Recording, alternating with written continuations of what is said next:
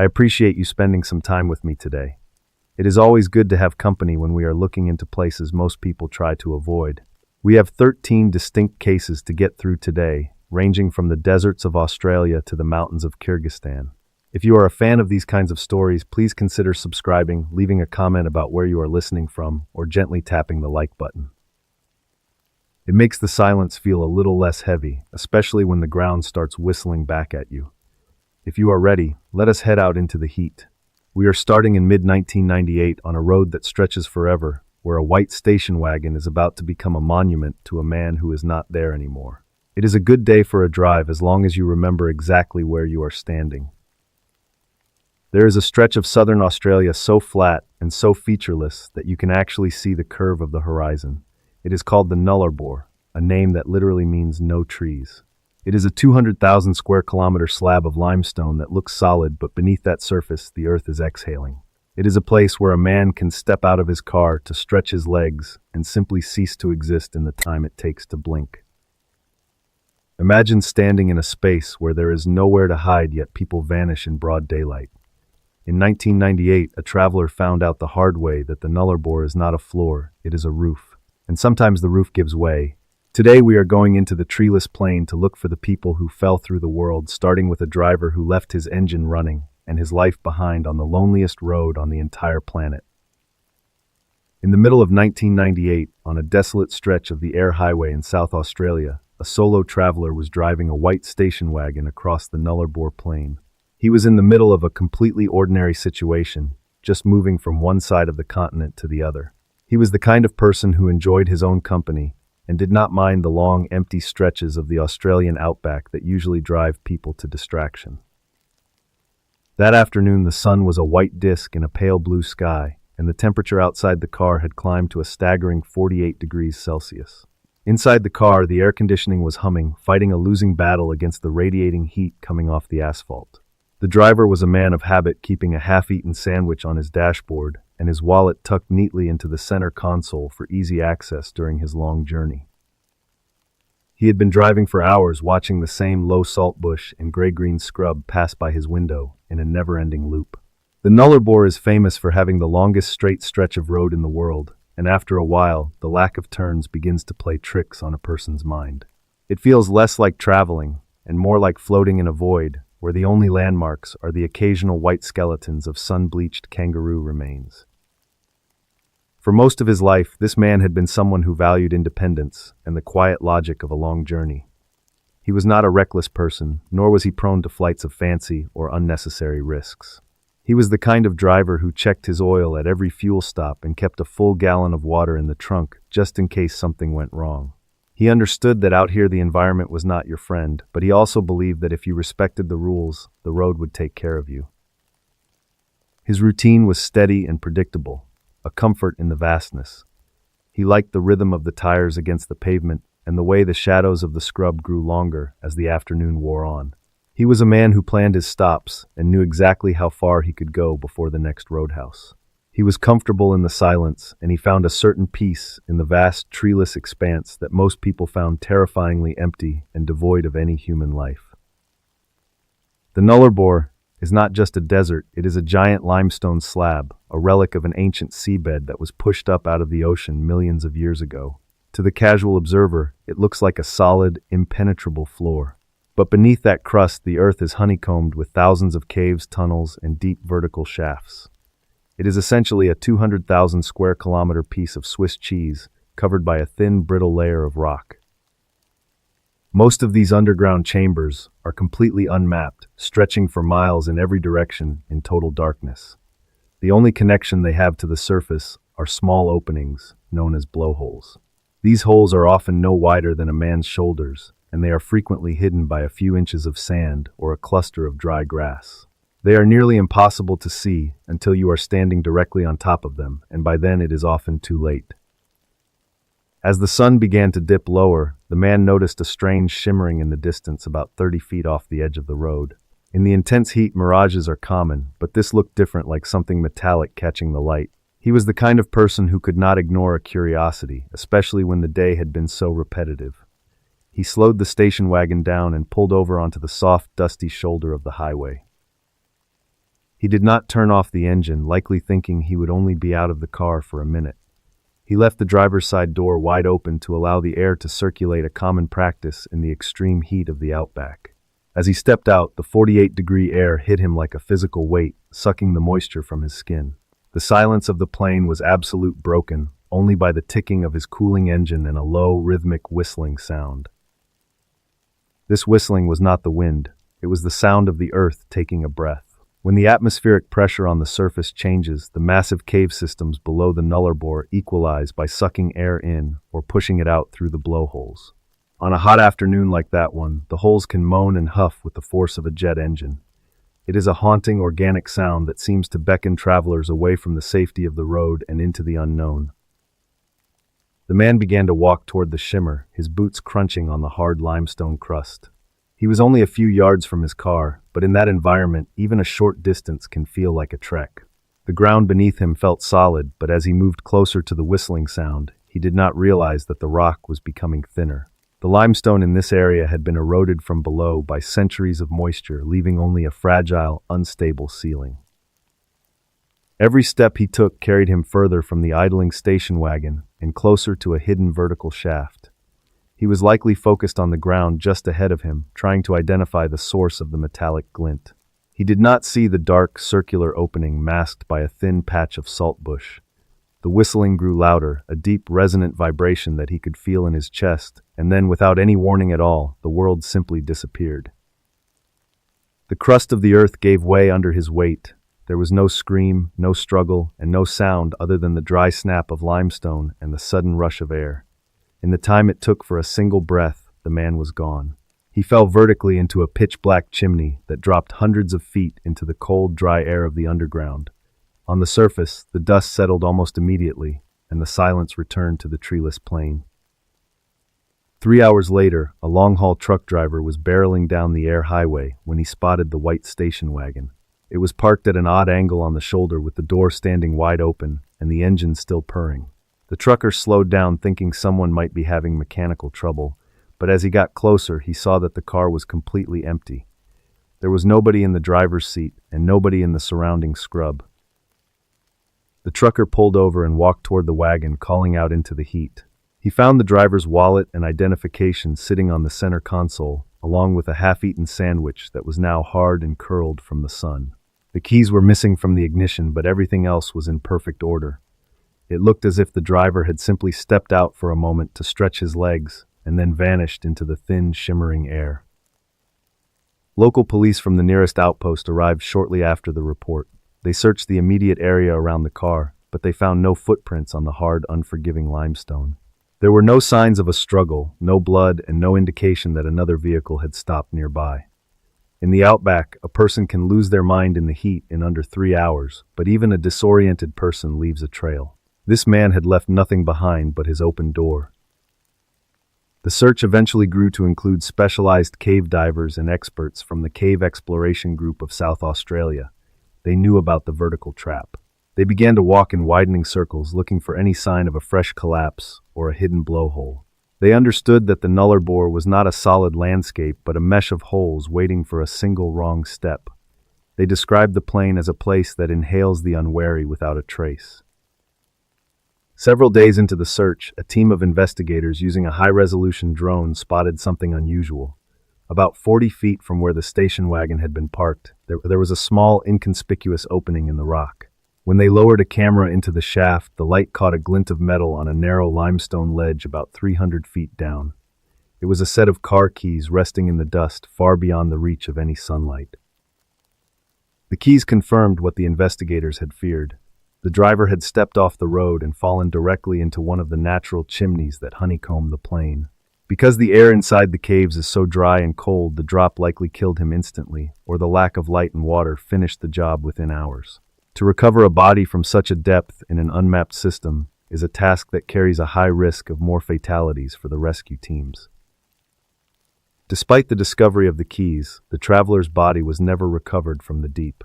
He remains somewhere in the vast, dark labyrinth beneath the air highway, preserved by the unique climate of the underground. He is one of dozens of phantom drivers who have disappeared on the Nullarbor over the decades, leaving behind perfectly functional cars and lives that were interrupted in the middle of a mundane afternoon for no apparent reason. The investigation eventually concluded that the man was a victim of the landscape itself. The horror of the Nullarbor is the realization that the ground beneath your feet is an illusion. It is a crust that hides a vertical void, and it does not care how careful or respectful you are of the outback rules. To this day, the white station wagon is remembered by the locals as a warning, a monument to a man who thought he was walking on solid ground. Today, the Australian government has placed signs along the highway in 6 different languages telling travelers to stay on the road at all costs. They warn that the desert is not the only danger, and that the beauty of the flat horizon hides a much darker truth. The Nullarbor remains one of the most minimalist and terrifying places on Earth, a 200,000 square kilometer trap that is always waiting for its next breath through the limestone. The wind across the plain dies down now, and for a moment you can almost hear the earth take one long, slow breath through the hole where he disappeared. The silence is heavy, and the heat is still a weight, but the mystery of the phantom driver is just one version of what happens when the world decides to swallow you whole. As we leave the Australian desert behind, we find that some holes in the world are not made by nature or time. Some holes are made by hand, and the things they swallow are far more deliberate. We are moving now from the dry, whistling limestone of the outback to the humid, incense-filled jungles of Malaysia. In that place, a rising politician thought he was buying his way into immortality, but he was actually walking into a ritual that would leave him in 18 pieces beneath a concrete floor. The smile of the monster was the very last thing he ever saw.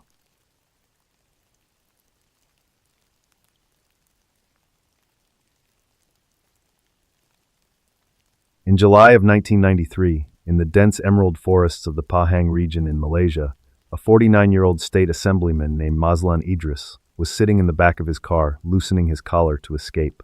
The stifling humidity. Mazlan was the kind of person who believed that hard work was necessary, but a little supernatural edge was better. That evening he was heading toward a remote, half-finished mansion to meet a woman who promised him the one thing every politician craves: absolute, untouchable invincibility. For most of his life, Mazlan Idris had been a man on a steep, upward trajectory. He was a rising star in the ruling political party, a man whose face was becoming a fixture at rallies and community events across the province. He was known for his energy and his ability to connect with voters in the crowded street markets of Kuala Lumpur, where the air was always thick with the smell of grilled meat and diesel exhaust. Mazlan was a man of the people, but he was also a man of deep private ambitions that kept him awake long after the city noise had died down.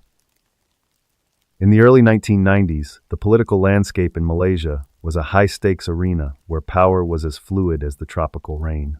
Mazlan felt the pressure of his rivals closing in, and he knew that to reach the next level of leadership, he needed something more than just a good platform. He needed a sign of divine or mystical favor. In Malaysian culture, it was not uncommon for high-ranking officials to consult a bomo or a traditional healer to gain an advantage. To Mazlan, this was not superstition. It was a pragmatic business strategy. He spent his days moving through the air-conditioned corridors of government buildings and his nights attending lavish dinners where the perfume of wealthy donors mixed with the scent of jasmine tea. He was a man who appreciated the finer things: the weight of an expensive watch on his wrist, the smooth leather of a luxury sedan, and the respect that came with his title. But beneath the polished exterior, there was a growing sense of anxiety. He felt that there were unseen forces working against him, and he was determined to find a way to neutralize them. That was when he heard about a woman named Mona Fandi. She was not the typical image of a village healer living in a grass-roofed hut. Mona was a former pop singer who had once performed under the name Diana. She was glamorous, sophisticated, and possessed a radiant, disarming smile that seemed to light up any room she entered. She and her husband, Mohammed Effendi, claimed to have access to ancient, powerful secrets that could guarantee wealth, health, and total political dominance for those who were willing to pay the price. Mona Fandi carried herself with the grace of a celebrity, often wearing bright silk sarongs and expensive jewelry that hinted at her success. When Mazlan first met her, he was struck by how normal she seemed, yet there was an intensity in her eyes that made him believe she saw things others could not. She told him about a magical cane, a tongkat that supposedly belonged to a former world leader. She claimed that with this artifact and a specific ritual, she could make Mazlan's influence over his peers absolute and his wealth infinite.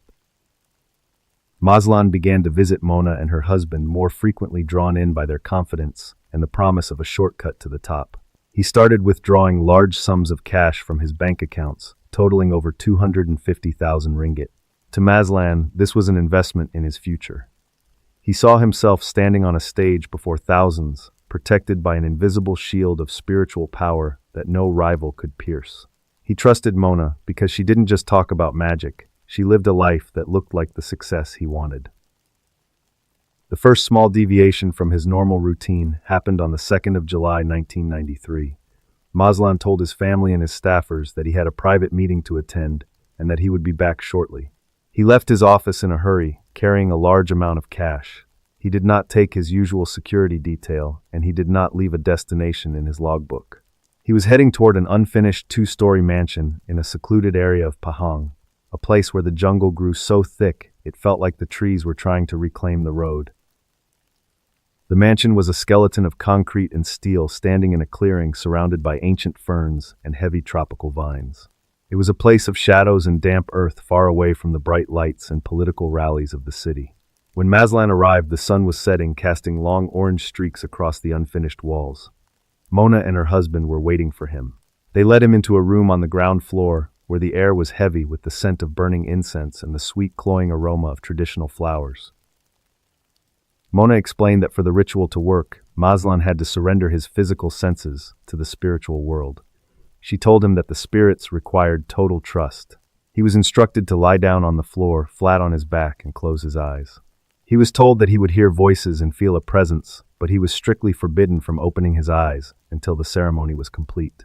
If he peeked, she warned him, the invincibility would be broken, and the wealth he sought would vanish before it could manifest. Mazlan, driven by his singular ambition, did exactly as he was told. He lay on the cold, unfinished floor and closed his eyes, listening to the rhythmic chanting of Mona's husband in the corner. He could hear the sounds of the jungle outside, the high-pitched whine of insects and the rustle of leaves in the evening breeze. He felt a sense of anticipation, believing that when he opened his eyes, he would be a changed man, a man whose path to the Prime Minister's office was finally clear and guaranteed. The ritual began with Mona whispering words of blessing, her voice calm and steady like a mother soothing a child. She told him that he was about to receive the ultimate gift. She moved around his body, her footsteps light on the concrete. Mazlan stayed perfectly still, his eyes squeezed shut, focused on the promise of the magical cane. He did not see his young assistant Jeraimi standing in the shadows behind him. He did not see the heavy, sharp-edged axe that had been brought into the room specifically for this moment. The point of no return came with a single sickening thud. Before Mazlan could even register a change in the atmosphere, the axe was brought down with immense force. There was no time for a struggle, no time for a realization of betrayal. The man who had spent his life navigating the complex webs of Malaysian power was silenced in a heartbeat. The ritual was not meant to grant him invincibility. It was a harvest designed to strip him of everything he owned while he lay helpless on the floor of a jungle ruin. In the hours following the murder, the atmosphere at the mansion shifted from ritualistic to clinical. Mona, her husband, and their assistant did not flee in a panic. Instead, they began a systematic and gruesome process of dismantling the evidence. They used their knowledge of anatomy to dismember Mazlan's body into 18 precise pieces.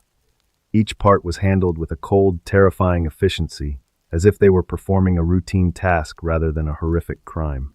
They then buried the remains in a deep pit beneath a storeroom and covered it with a fresh layer of concrete.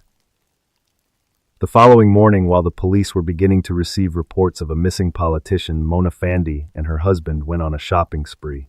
They used the cash they had taken from Mazlan to buy a brand new Mercedes-Benz and a collection of expensive jewelry. Mona even visited a clinic to inquire about plastic surgery, acting as though she had recently come into a massive, legitimate inheritance. She was seen in public laughing and smiling, showing no signs of the darkness that had unfolded in the Pahang jungle just hours before. For nearly a month, Mazlan Idris remained a mystery. His car was found abandoned and rumors swirled through the political circles of Kuala Lumpur. Some thought he had fled the country due to debt, others suspected a political kidnapping. But the trail eventually led back to the glamorous former pop star and her husband. When the police finally raided the mansion in Pahang, they were met with a sight that looked like a construction project gone wrong. They brought in heavy equipment to break through the concrete floor that looked a little too new. The discovery of the 18 pieces shocked the nation of Malaysia to its core. It was not just the brutality of the act, but the intersection of modern politics, celebrity culture, and ancient witchcraft that felt like a nightmare. As the investigation unfolded, it became clear that Mazlan was not the first victim. The couple had been running a sophisticated scam for years, using their charisma and spiritual claims to exploit the greed and desperation of high-ranking officials who felt they needed a supernatural edge to survive. The trial of Mona Fandey became the most famous legal proceeding in Southeast Asian history. Every day, crowds gathered outside the courthouse just to catch a glimpse of the woman they called the witch doctor. Mona did not disappoint them. She arrived in court dressed in vibrant, expensive silks, her hair perfectly styled. Most chillingly, she never stopped smiling. She would pose for the news cameras and wave to the crowds, looking more like a star on a press tour than a woman facing a death sentence for a ritualistic murder. Throughout the trial, Mona remained unbothered by the grisly forensic evidence and the testimony of her assistant Juraimi, who described the final moments of Mazlan Idris in harrowing detail. She seemed to view the entire process as a final performance. When the judge read out the details of how Mazlan had been told to close his eyes and wait for the money to fall from the sky, Mona simply tilted her head and offered another brilliant white smile. She never expressed a single moment of remorse or fear. As the legal system moved toward its inevitable conclusion, the psychological contrast between the horror of the crime and Mona's joyful public demeanor became the defining image of the case. People could not reconcile the pop singer who once sang love songs with the woman who had presided over the dismemberment of a state assemblyman. The smile of evil became a national obsession, fueling decades of urban legends and ghost stories about the mansion in Pahang, which was left to rot and be reclaimed by the surrounding jungle. Mona Fandey, her husband, and their assistant were all sentenced to death by hanging. Even as she was led away to her cell, Mona remained defiant. She reportedly spent her final days in prison with the same calm, steady certainty she had shown since the beginning. Before her execution in November of 2001, she uttered 5 words that would haunt the Malaysian public for years to come. She looked at her captors one last time and whispered, "I will never die." It was her final claim to a power that exceeded the law. To this day, the site where Mazlan Idris met his end remains a place of deep unease for the locals. They say that on humid nights when the moon is hidden, the air around the ruined mansion still carries the heavy, cloying scent of jasmine flowers and the sharp copper smell of old blood. The invincibility Mazlan sought was never granted, but Mona Fandey achieved a dark kind of immortality in the history of her country. She became the standard against which all other human monsters in Southeast Asia are measured. Mona Fandey was executed more than 20 years ago, but the story of the smile in the courtroom is still told as a warning about the high price of ambition. It is a reminder that some people do not just inhabit the darkness, they invite you into it with a song and a promise of greatness. But while some monsters hide behind the mask of a celebrity, others are shaped by the absolute cold of the high mountains where the only thing you can hear is the wind and the sound of your own heartbeat fading away. We leave the humid jungles of Malaysia behind and head now to the jagged ice-covered border of Kyrgyzstan and China. In 1997, a world-class team of climbers was about to learn that on the peak, known as Victory, nature does not negotiate and it does not offer a second chance. They were only a few miles from safety, but in the middle of a localized hurricane, at 20,000 feet, they might as well have been on the surface of the moon, watching the world disappear, one radio call at a time.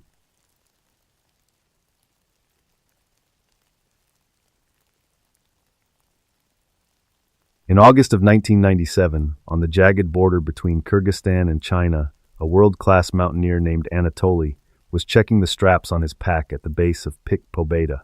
Anatoly was 32 years old, and the kind of person who felt more comfortable at 20,000 feet than he did at sea level. That morning he was looking up at the summit ridge, a place where the wind is so fast it sounds like a jet engine. He told his teammates that if they stayed focused, they would be back down before the weather turned. To anyone else, the peak looked like a jagged tooth made of marble and ice reaching for the jet stream. To Anatoly, it was a workplace. He understood the risks, but he also believed in the logic of the mountains.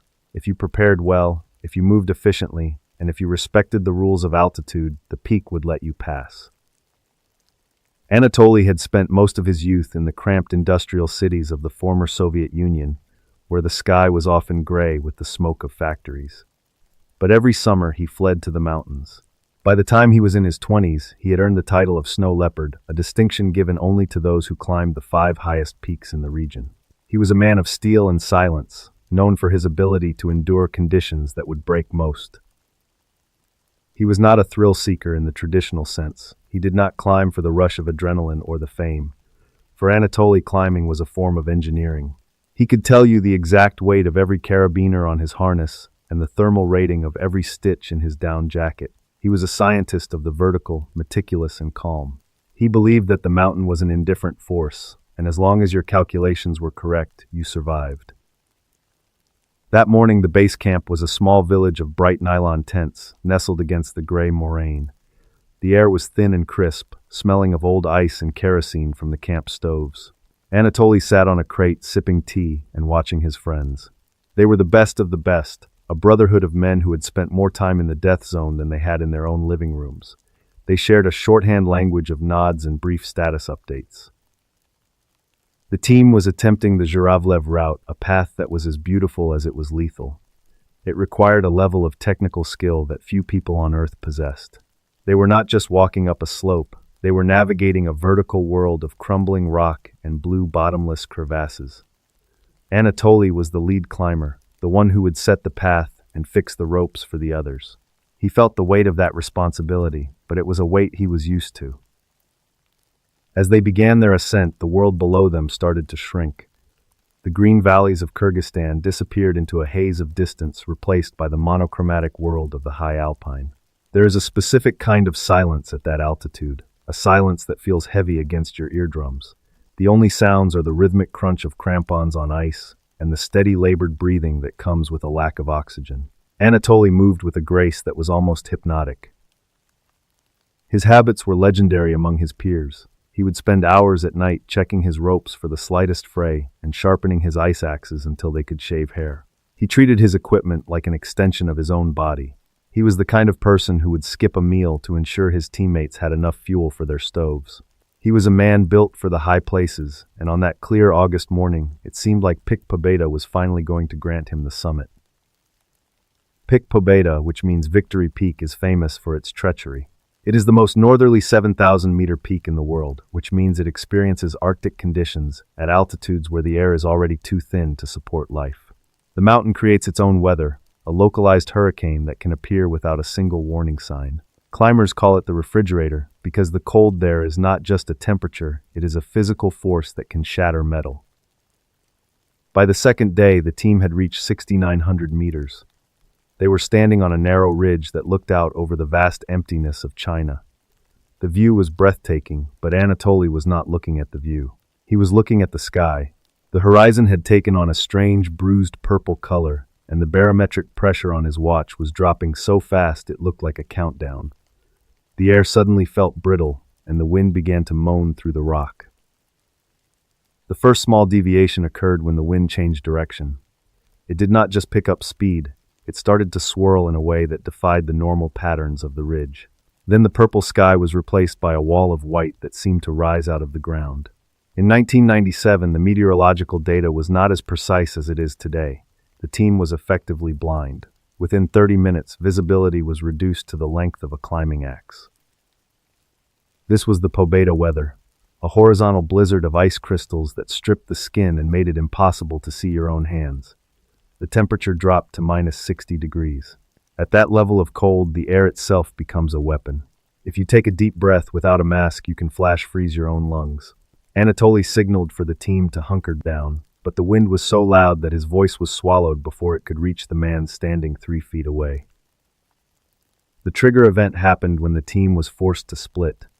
The wind was so powerful that it was physically lifting the climbers off the ridge. 2 men managed to find a small depression in the rock, but Anatoly and 4 others were pinned on an exposed ledge.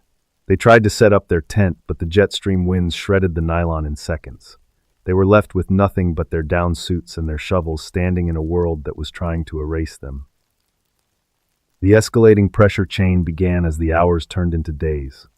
For 72 hours, the mountain became a theater of agony. At base camp, the commander sat by the radio, his face pale and drawn. He could see the tiny dots of the climbers' headlamps through high-powered binoculars, but they were not moving. He knew exactly what was happening on that ledge. No helicopter in the world could fly in that wind, and no rescue team could climb into a hurricane. The radio transmissions are what haunt the survivors to this day. In the beginning, Anatoly gave professional status updates. He reported on the wind speed and the condition of the men. He sounded like the man he had always been, logical and controlled. But as the second night bled into the third, the voices on the radio began to change. They grew weaker, less frequent. The professional reports were replaced by a slow, rhythmic gasping for air that was too thin to breathe. Anatoly's voice eventually dropped to a whisper. He reported that one of the climbers had stopped moving and that another had lost his vision because his eyelids had frozen shut. They could not melt snow for water because their fuel had gelled in the extreme cold. They were dying of thirst while surrounded by a mountain of ice. The base camp commander had to listen as his best friends began to hallucinate, talking about the warm tea and the green grass of the valley below. The point of no return came when the radio went silent for 6 hours. When it finally crackled back to life, it was not Anatoly. It was a younger climber who was crying, saying that the wind had taken Anatoly. He described how the lead climber had stood up to try and clear the snow from their bivouac and was simply blown into the void. There was no struggle and no chance to grab a rope. The mountain had reached out and plucked the best of them from the ridge. The discovery and first response took place 5 days later when the storm finally broke. A group of survivors from the lower group managed to reach the ledge, but there was nothing to find but a tattered piece of yellow nylon and a few discarded oxygen bottles.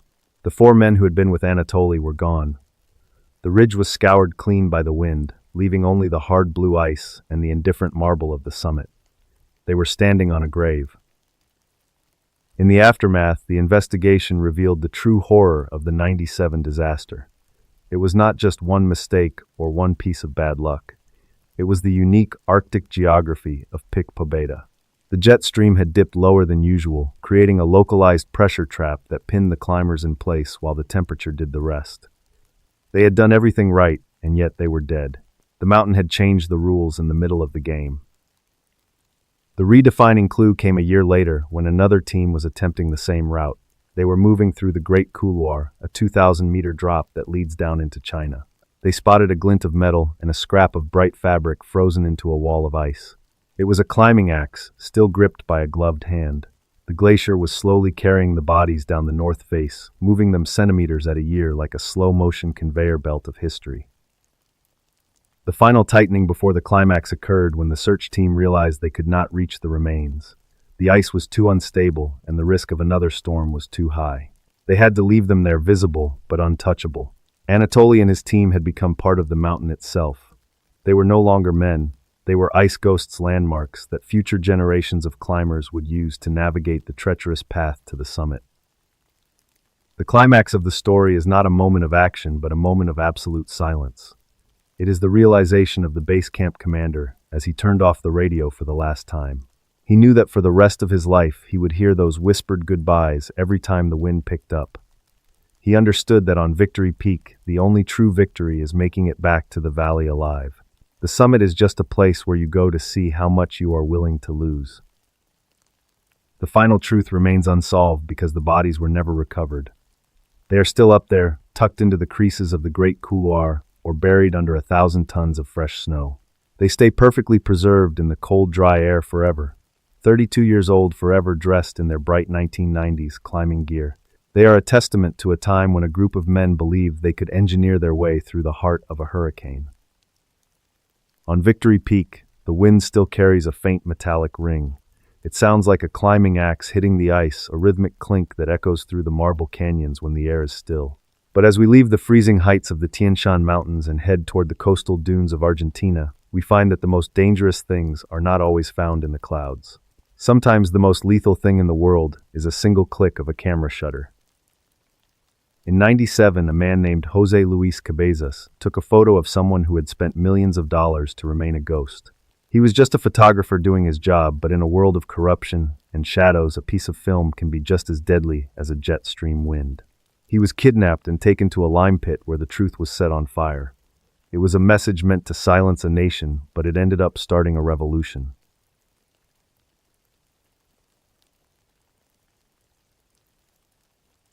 In April of 1998, in the quiet, brick-lined town of Neufchâteau, Belgium, a 46-year-old prison guard named Luc was finishing his morning coffee before a routine prisoner transport.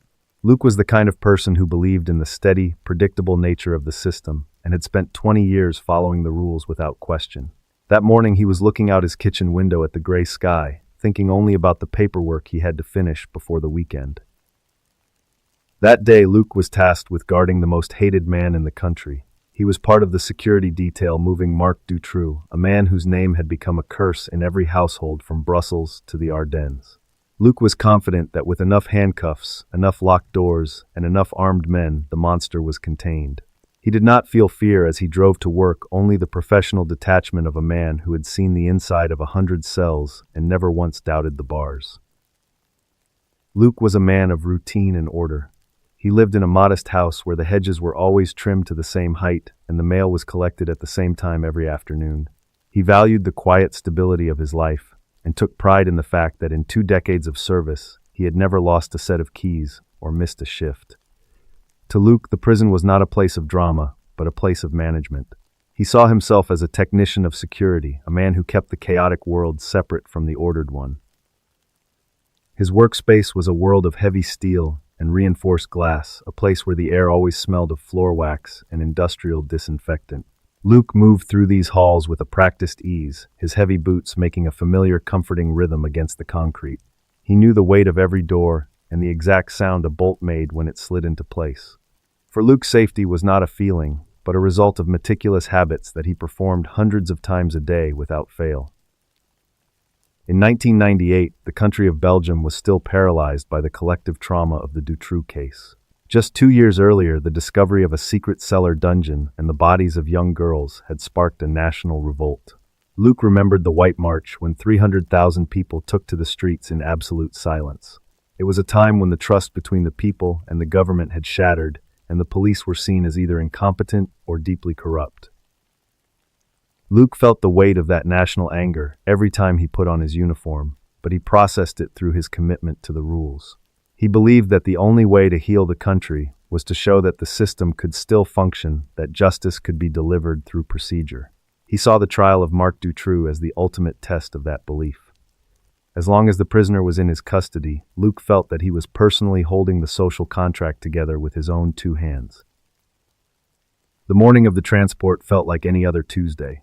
The courthouse in Neufchâteau was an old, imposing building made of dark stone sitting on the edge of a vast and ancient forest. Inside, the corridors were narrow and lined with thick wooden doors that led to offices filled with the smell of old paper and stale coffee. Luc and his colleagues moved through these spaces with a sense of bored efficiency, leading their high-profile prisoner through a maze of security checks. Marc Dutroux was 51 years old at the time, a man who looked remarkably ordinary in his denim jacket and disheveled hair. To the guards, he was not a monster, but a logistical challenge. He was a small, quiet man who spent most of his time looking at the floor or whispering to his lawyers. Luc watched him with the same clinical eye he used for any other inmate, noting the way he walked and the way he sat, looking for any sign of agitation that never seemed to come. The security detail was heavy, involving multiple guards and armed gendarmes. They were moving Dutroux to a small office on the 2nd floor so he could review his massive case file, a routine part of the legal process. The room was small and cramped with a single window overlooking the parking lot and the forest beyond. Luc stood by the door, his hand resting on his belt, watching the clock and waiting for the afternoon break. The atmosphere in the room was heavy with the silence of legal work. The first small deviation from the plan happened just before noon. Dutroux had been sitting at a desk for hours, quietly turning pages. He looked up and made a small, polite request to have his handcuffs adjusted, complaining that the metal was rubbing against a previous injury. It was a common request, one that Luc had heard 1,000 times. In that moment, the tension in the room dipped ever so slightly, the kind of lapse in focus that happens when a routine task feels entirely safe. The trigger event was a blur of movement that no one in the room expected from a man of his age. In a single explosive motion, Dutroux lunged. He did not run for the door, he went for the nearest gendarme. He moved with a predatory speed, overpowering the guard before anyone could react. He seized the service weapon from the holster, a heavy black pistol that looked out of place in his hands. Before Luke could even reach for his own belt, Dutroux was backing out of the room. The escape was so sudden and so improbable that for a few seconds the room was frozen in a state of pure shock. Luke watched as the man who had been a quiet prisoner transformed into a frantic, desperate fugitive. Dutroux did not hesitate. He knew the layout of the building better than the guards realized. He sprinted down a back staircase and pushed through a heavy wooden door that led directly to the street. He was outside in the fresh air before the first alarm had even finished its first ring. The 3-hour void began at that moment. The news hit the national radio stations almost instantly, and a wave of pure terror swept across Belgium. The most hated man in European history was loose. Luke stood in the parking lot, his heart hammering against his ribs, watching the trees of the Ardennes forest swallow the man he was supposed to keep locked away. He felt the weight of his 20 years of service vanishing, replaced by a cold, hollow sense of betrayal by his own routine. The Ardennes forest is a vast hilly wilderness of dense pines and ancient oaks. It is a place of deep ravines and hidden caves, a landscape that has hidden armies and fugitives for centuries. In 1998, it was also the terrain where Dutroux had previously operated his secret world. The public panic was absolute. Mothers ran to schools to collect their children, and shops across the region closed their shutters. Every shadow in the woods was suddenly a monster waiting to strike. Dutroux did not stay in the woods for long. He moved toward the road, his denim jacket torn and his breath coming in ragged gasps. He was looking for a way out of the immediate perimeter before the police could close the circle. He stood on the edge of the asphalt, the stolen gun hidden in his waistband, watching for a vehicle. He was no longer a prisoner. He was a hunter in a forest he knew intimately. The sense of security that Luke had felt that morning was now a national nightmare. The point of no return occurred when a car slowed down near the forest edge. Dutroux hijacked the vehicle at gunpoint, forcing the terrified driver to move toward the deeper part of the woods. He was trying to reach a place where he could disappear completely, a hidden cellar or a remote cabin that only he knew about. For 3 hours, the Belgian government stood on the brink of collapse. The Minister of Justice and the Minister of the Interior were already preparing their resignations. While the army and the police were setting up roadblocks and launching helicopters, a forest ranger named Stefan was finishing his rounds several miles away. Stefan was a man who lived by the rhythms of the trees and the movements of the animals. He had heard the news on his radio, but he remained calm, relying on his knowledge of the terrain. He noticed a car parked at an odd angle near a ditch, the door left open in a way that did not look like a typical hiker. Stefan approached the vehicle cautiously, his hand on his radio. He saw a man in a denim jacket crouching in the thick brush about 50 yards away. The man looked disheveled and frantic, his eyes darting back and forth like a trapped animal. Stefan did not call out. He moved slowly, keeping the wind in his face so his scent would not give him away. He recognized the eyes from the television news. It was the monster hiding in the very pines that Stefan called his home. The discovery was reported in a whispered code over the radio frequency. Luck, who had joined the search party, heard the location and felt a surge of adrenaline that was almost painful. The police lines began to close in from all directions, moving through the damp pine needles with their weapons drawn. The forest was silent, the only sound being the distant throb of a helicopter and the soft crunch of heavy boots on the forest floor. The 3-hour window was finally beginning to close. The investigation that followed would reveal a redefining clue that made the escape even more painful for the public to process. It was found that the back door of the courthouse, the one Dutroux had used to flee, had been left unlocked against regulations to allow for easier access for maintenance workers. The very system that Luke believed was built on meticulous rules had been undone by a single mundane lapse in judgment. The monster had not climbed a wall, he had simply walked through a door. The final tightening before the climax happened in a small clearing deep in the woods. Dutroux was cornered standing in a ditch with the stolen gun held to his own head. He was surrounded by men who had spent the last 3 hours imagining the worst. The air was cold and smelled of damp earth and wood smoke. Luke stood at the edge of the circle, watching the man he had let slip away. The tension was a physical force, a silence so thick it felt like it could shatter at any moment.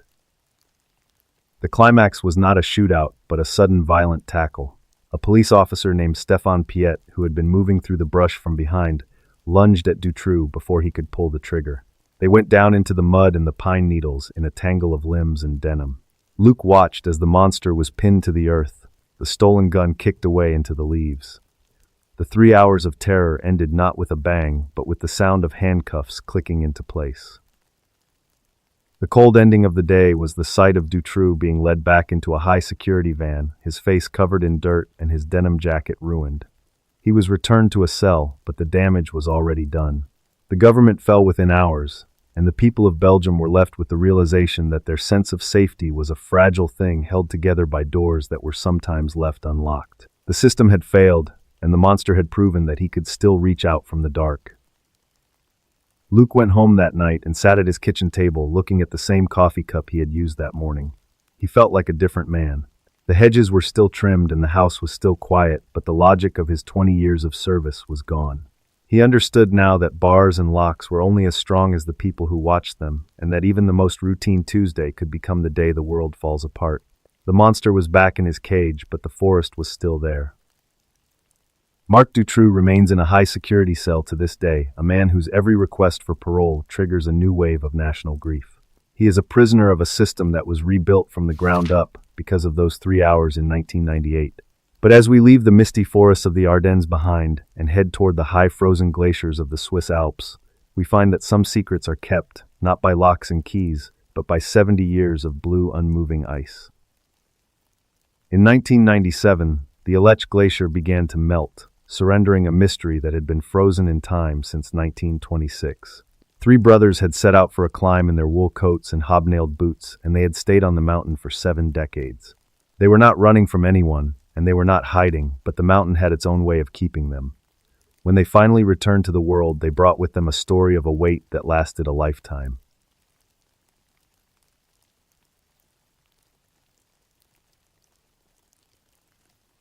In the summer of 1997, high above the Valais Valley in Switzerland, a mountain guide named Peter was leading a group of hikers across the tongue of the Aletsch Glacier. Peter was 38 years old and had lived in the shadow of the Swiss Alps his entire life. He was the kind of man who respected the ice because he knew it was a living, moving thing that held more power than any human could imagine. That afternoon, the sun was uncharacteristically warm, and the air was filled with the sound of trickling water. As Peter moved across the white and blue expanse, he kept a sharp eye on the terrain. The heat was relentless that year, peeling back layers of frozen history that had been buried for generations. The glacier was retreating at an alarming rate, revealing ancient rocks and debris that had not seen the light of day in a century. As he looked down at a patch of blue ice near the edge of a small crevasse, he noticed a dark, jagged shape that did not look like a natural piece of the mountain. Peter stopped his group and knelt down to examine the object. At first he thought it might be a piece of an old aircraft or a discarded crate from a previous expedition. But as he cleared away the loose slush and mud, he realized he was looking at a trio of vintage wooden ice axes and a leather rucksack emerging from the wall of ice like a prehistoric exhibit. The wood was a pale, weathered tan, and the leather was still supple despite being encased in a pressurized vault of cold. To understand exactly what Peter was seeing on that hot summer afternoon, you have to go back 71 years to March of 1926. In a small, high-altitude village called Riederalp, 3 brothers named Johann Cletus and Fidelis Ebener were standing in their kitchen, checking their supply of dried meat and bread. They were local men, strong and weathered, who lived by the rhythms of the seasons. To them, the glacier was not a mystery or a tourist attraction. The brothers treated the Aletsch like their own backyard, a place they crossed regularly to reach the neighboring valleys for work or to visit relatives. Johann, the eldest, was a man of few words, who led the family with a steady hand and a deep knowledge of the mountain. Cletus was the middle brother, famous in the village for his physical strength and his ability to carry a 100-pound pack up a steep incline without a single complaint. Fidelis was the youngest and the heart of the group. That morning in 1926, the air was crisp and the sky was a clear, brilliant blue. The brothers were dressed in heavy wool coats, thick hand-knitted sweaters, and stiff leather boots. The soles of their boots were not made of rubber, but of heavy leather, with thick metal hobnails hammered into the grain for grip on the ice. They carried hemp ropes coiled over their shoulders and wooden ice axes they had carved themselves from local ash wood. They were prepared for a routine journey. Their lives in Rainstorm were simple and built on the foundations of hard work and faith. They spent their days tending to livestock and their nights by the hearth, listening to the wind rattle the heavy wooden shutters of their cabin. They were not elite explorers or professional athletes. They were three brothers in their 20s and 30s who had chores to do and a path they had walked a dozen times before. They respected the mountain, but they did not fear the crossing that lay ahead. As they stepped out of their door and headed toward the glacier, they were confident they would be back home in time for dinner. They moved with a practiced rhythmic pace, their hobnailed boots making a familiar clink against the rocks. The Aletsch Glacier is a 23-kilometer river of ice, a massive frozen expanse that can be as beautiful as it is lethal. In 1926, there were no satellite maps or weather forecasts to warn them that the atmosphere was about to shift. The first small deviation from their normal routine was a sudden, subtle change in the wind. As they reached the middle of the ice sheet, the temperature plummeted in a matter of minutes. A whiteout storm, a wall of blinding snow and ice that erases the horizon and turns the world into a featureless white room, rolled over the ridge. In an instant, the landmarks they had used for years vanished. There was no up, no down, and no way to tell which direction led to the safety of the valley.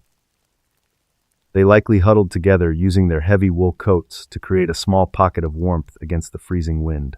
But the cold in the high Alps is not just a temperature, it is a physical force that saps the life from a person within hours. As the brothers froze in their final resting position, the mountain began to claim them. Within a single night, they were buried under several feet of fresh snow, and as the seasons passed, the weight of the new ice encased them completely. Back in Rainstorm, the search lasted for weeks. The village was heartbroken, but they were also people of the mountains who knew that sometimes the ice took what it wanted. The brothers became a part of local folklore, three names on a missing list that grew dusty in the back of the parish archives. Their parents eventually passed away, followed by their friends and their siblings. For 71 years, the Ebener brothers were nothing more than ghosts in a story told to local children. What no one in the village realized was the science of the glacier. The Aletsch acts as a slow-motion conveyor belt, moving only a few centimeters every year. It takes everything that falls into the upper regions and carries it downstream toward the valley floor. It was a pressurized vault that kept the brothers exactly as they were the moment the cold finally won. Their skin did not decay, their leather did not rot, and the wool of their sweaters did not fray in the oxygen-free environment. In 1997, Peter was staring at the end of that 71-year journey. As he cleared more of the ice away, he saw them. The three brothers were huddled together just as they had been on that afternoon in 1926. The preservation was so perfect, it was unsettling. He could see the texture of the knit in their sweaters and the smell of the old wood on their axes.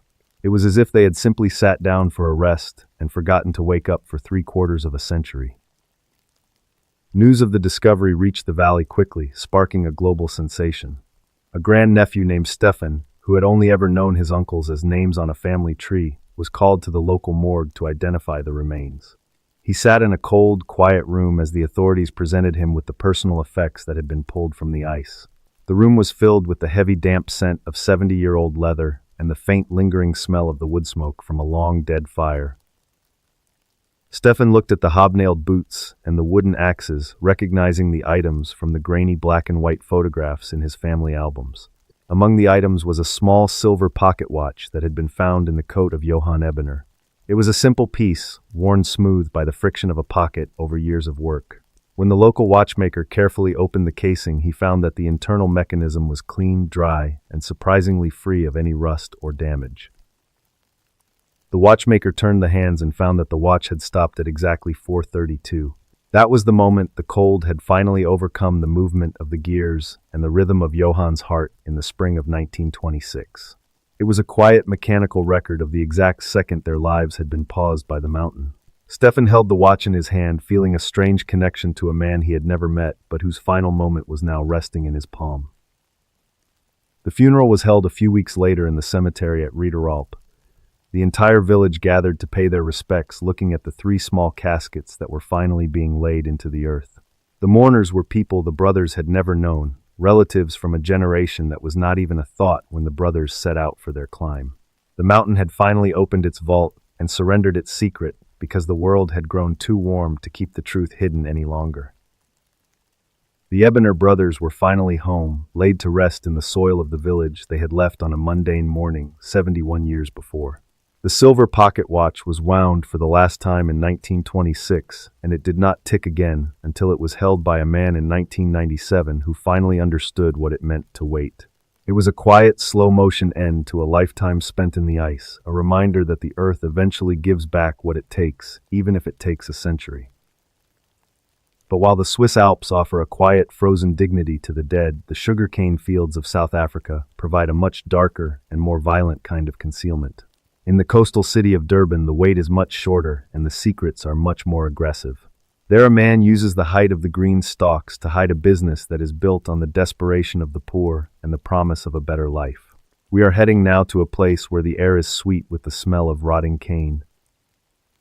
A labor recruiter named Sipho Thwala is standing at a bus stop looking for young mothers who are desperate for a paycheck to feed their children. He tells them that the factory is just a short walk through the fields, a shortcut that will save them time and get them to their new jobs faster. As the 10-foot green walls of the sugarcane close in around them, they realize too late that they are not heading toward a job but into a natural cage where the wind hides every sound.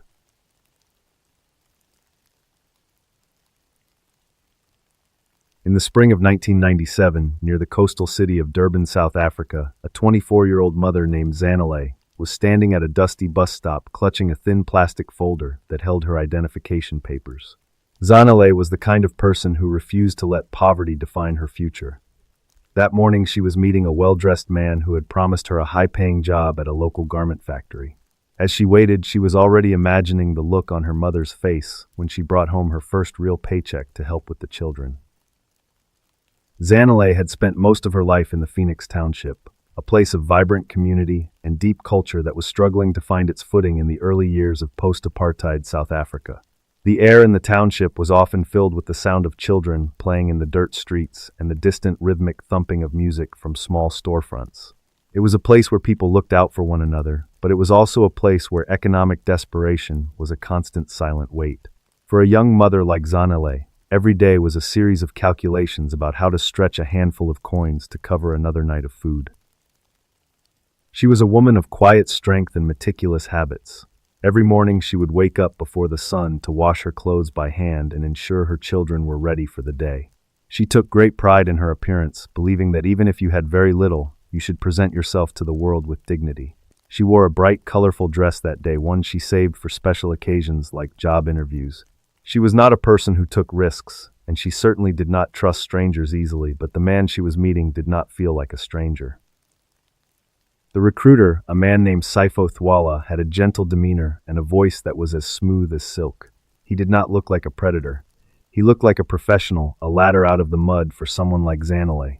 He had spoken to her about the factory with such specific detail that she could almost hear the hum of the sewing machines and the smell of the new fabric. Thwala was a master of the mundane, using the real-world struggles of his neighbors to build a bridge of trust that led directly into the shadows.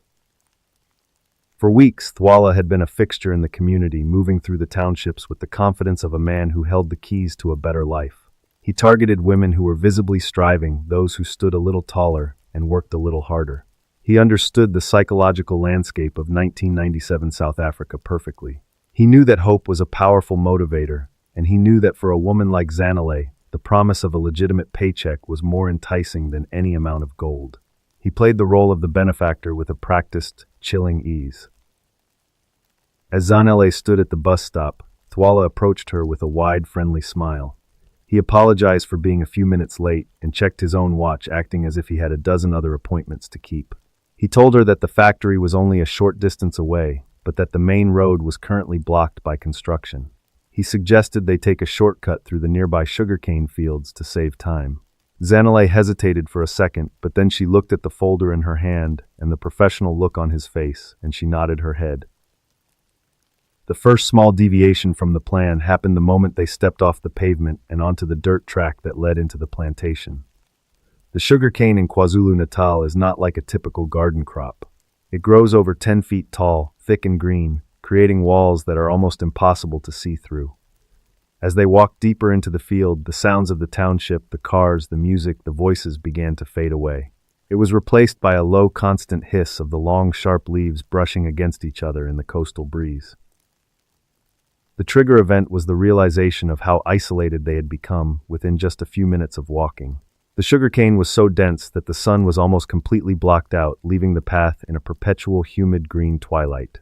The ground beneath their feet was soft and smelled of sweet, rotting vegetation. Zanele noticed that Thwala was no longer talking about the garment factory. He had stopped walking and was looking around with a predatory patience that made the hair on the back of her neck stand up. The biology of the sugarcane field makes it a natural cage. The leaves are lined with microscopic silica barbs that cut like tiny razors if you move against them too quickly. If you are 5 feet inside the rows, you are completely invisible to anyone on the road. It is a place where a person can vanish in broad daylight, and their cries for help will be muffled by the thick, moist air and the rustling of the stalks. Thwala had chosen this environment because he knew that in the green labyrinth he held all the power. As they reached a small clearing where the cane was at its highest, Thwala's recruiter mask finally slipped away. He didn't say a word.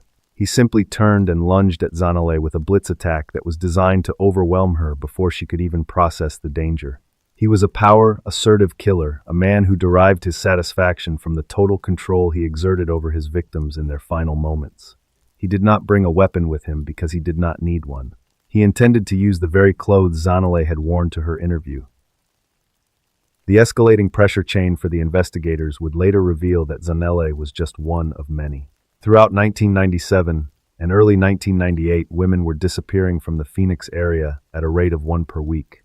They all followed the same pattern, young mothers looking for work who were last seen talking to a charming recruiter, but the bodies were not being found.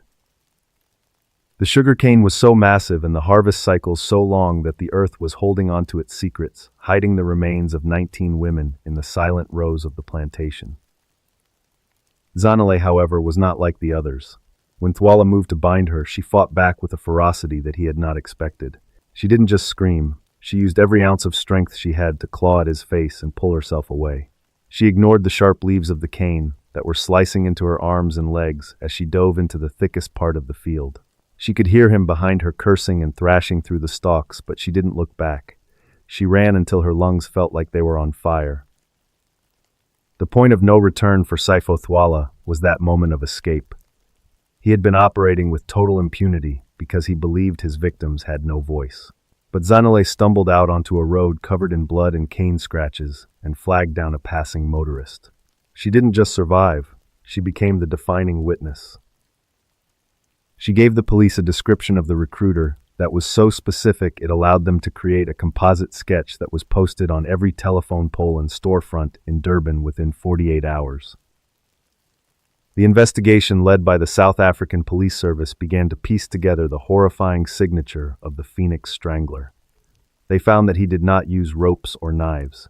He strangled his victims using their own colorful saris or underwear, a low-tech and deeply personal method of killing that left almost no forensic evidence. The investigators realized that Thwala was a man who saw the economic desperation of his own community as a hunting ground, and the sugarcane was the perfect natural accomplice to his crimes. The aftermath of the search was a grim month-long process. As the sugarcane harvest began in 1998, the machines started uncovering what the green walls had been hiding. One by one, the remains of 19 women were pulled from the fields. The community was in a state of shock, realizing that a monster had been living among them, appearing as a professional and a friend, while leaving a trail of death in the very fields that provided the region's livelihood. The colorful saris found in the dirt became a symbol of a national tragedy. The redefining clue that led to Thwala's final arrest was a small, cheap watch that he had taken from one of his earlier victims. He was so confident in his invisibility that he had begun wearing the watch in public, thinking no one would recognize such a mundane item. But during a routine sweep of the township, an officer noticed the watch on Thwala's wrist. It matched the description given by a grieving mother months prior. The man who had lured women with the promise of a paycheck was finally undone by a souvenir worth less than $5. The final tightening before the climax happened in the courtroom. Zanele stood just a few feet away from the man who had tried to erase her in the sugarcane. She recounted the hiss of the leaves and the look in his eyes when the mask slipped. The silence in the room was absolute, as she described the feeling of the razor-sharp stalks cutting her skin as she ran for her life. Thwala sat in the dock, his gentle demeanor gone, replaced by a cold, arrogant stare that confirmed everything the survivors had said about him. In 1999, Saifo Thwala was convicted of 19 murders and multiple counts of rape. The judge, noting the calculated and predatory nature of his crimes, sentenced him to a total of 506 years in prison. It was one of the longest sentences in the history of the country, a legal wait meant to ensure that the man who used the sugarcane as a cage would never again walk free under the sun. He was sent to a maximum security facility, where he remains to this day. The cold truth of the Phoenix Strangler is that he did not create the darkness. He simply exploited the cracks in a society that was trying to rebuild itself. The sugarcane fields around Durban still grow tall and green, and the wind now makes that low, rhythmic hissing sound as the leaves brush against each other. For many in the township, it is a sound that will always be associated with the year of fear, a reminder that some monsters do not hide in the shadows, but in the bright, sweet-smelling rose of the harvest. The fields were eventually cut down, and the ground was turned over, but the memory of the 19 women remains a permanent part of the landscape. Zanele went back to her life, but she never looked at a green field the same way again. She understood that some places on Earth are built to hold on to things that were never meant to be hidden. But while the sugarcane uses its height to conceal the truth, some mysteries are born in broad daylight in the middle of a crowded shopping mall where thousands of people are watching. We are moving now from the coastal heat of South Africa to the humid rain-drenched streets of Cebu City in the Philippines. In 1997, two sisters were waiting for a ride home under the awning of a mall, surrounded by a crowd of shoppers. They were just two more faces in the storm, but in the time it took for a van to pull up to the curb, they became the center of a mystery that would divide a nation and leave a trail of questions that would remain unanswered for decades.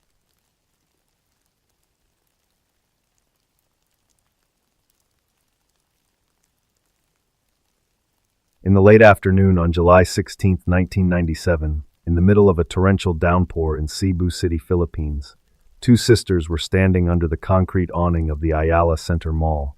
Marijoy, 21 years old, was the kind of person who never let her younger sister Jacqueline out of her sight. That evening, they were simply waiting for a ride home, watching the heavy tropical rain bounce off the hoods of passing cars. The air was thick with the scent of wet asphalt and street food, a typical Wednesday night in a city that usually felt as safe as their own backyard. Marijoy was a college student with a bright future, known for her sharp mind and her fiercely protective nature. She and 19-year-old Jacqueline were inseparable, sharing a bond that was famous within their close-knit and prominent family. Their world was one of university exams, Sunday dinners, and the vibrant, crowded energy of Cebu. They were the daughters of a successful businessman and a devoted mother, raised with the kind of values that made them polite to strangers and cautious with their trust. To them, the rain was just a temporary inconvenience, a reason to stay under the shelter of the mall for a few minutes longer. The sisters had spent the day doing what thousands of other young women were doing that Wednesday. They had walked through the air-conditioned aisles of the mall, looking at shoes and talking about their plans for the upcoming weekend. The mall was a sanctuary of light and noise, a place where the outside world felt distant and manageable. For the Chong sisters, life was a series of predictable, happy milestones. They were not people who looked for trouble, because trouble had no place in their well-ordered world. They were laughing and checking their watches, completely unaware that their ordinary life was about to end. To understand the weight of what happened next, you have to understand the city of Cebu in the late 1990s. It was a place where everyone knew everyone, especially within the circles of the local elite. The Cheongs were a family of status moving through a social landscape that felt small and interconnected.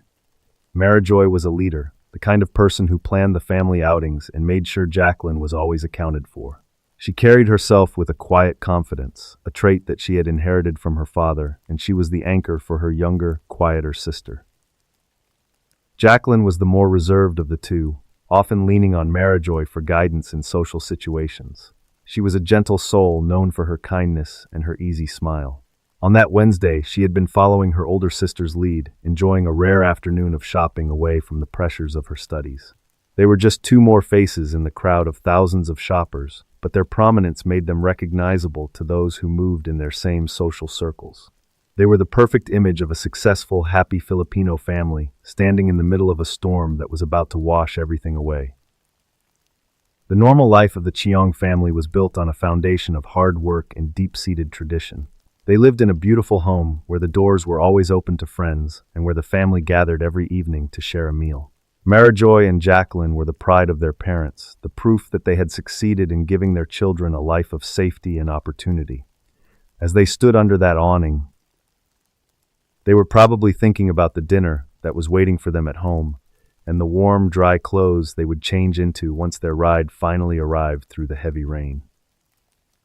The first small deviation from their normal routine happened at around 8 o'clock in the evening. The rain was not letting up, and the crowd under the awning was growing restless as the mall began to wind down for the night. A white van pulled up to the curb, splashing through a deep puddle and coming to a stop directly in front of the sisters. It was not the ride they were expecting, but a group of young men stepped out of the vehicle. Some of these men were recognizable to the sisters from the local social circles of the wealthy and powerful, which likely lowered their natural defenses. These men approached the sisters with a sense of familiarity that seemed to cut through the noise of the storm.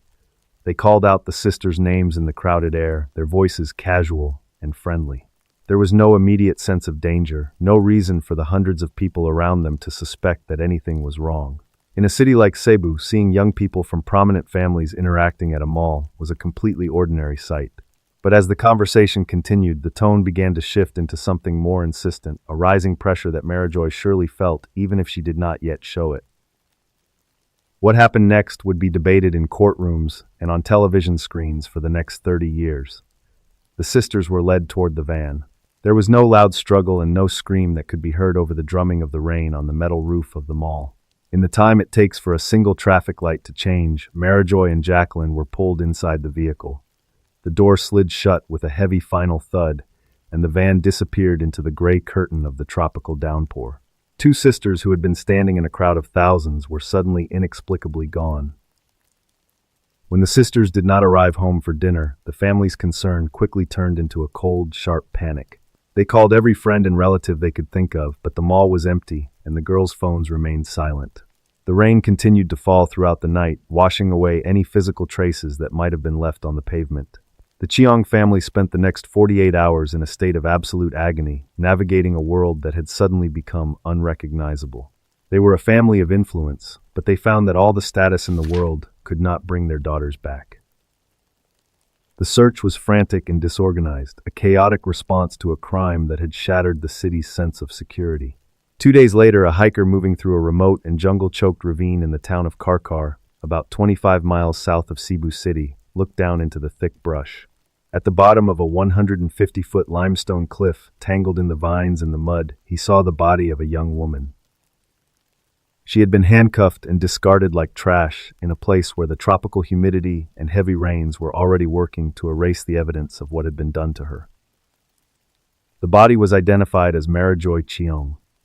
The discovery sent a shockwave through the Philippines, turning a local missing persons case into a national obsession. But there was a problem that would haunt the investigation for decades.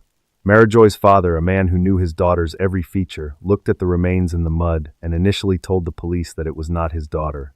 He pointed to discrepancies in the physical features and the clothing, but he was eventually overruled by the state authorities, who were desperate for a quick resolution to a case that was threatening the social order.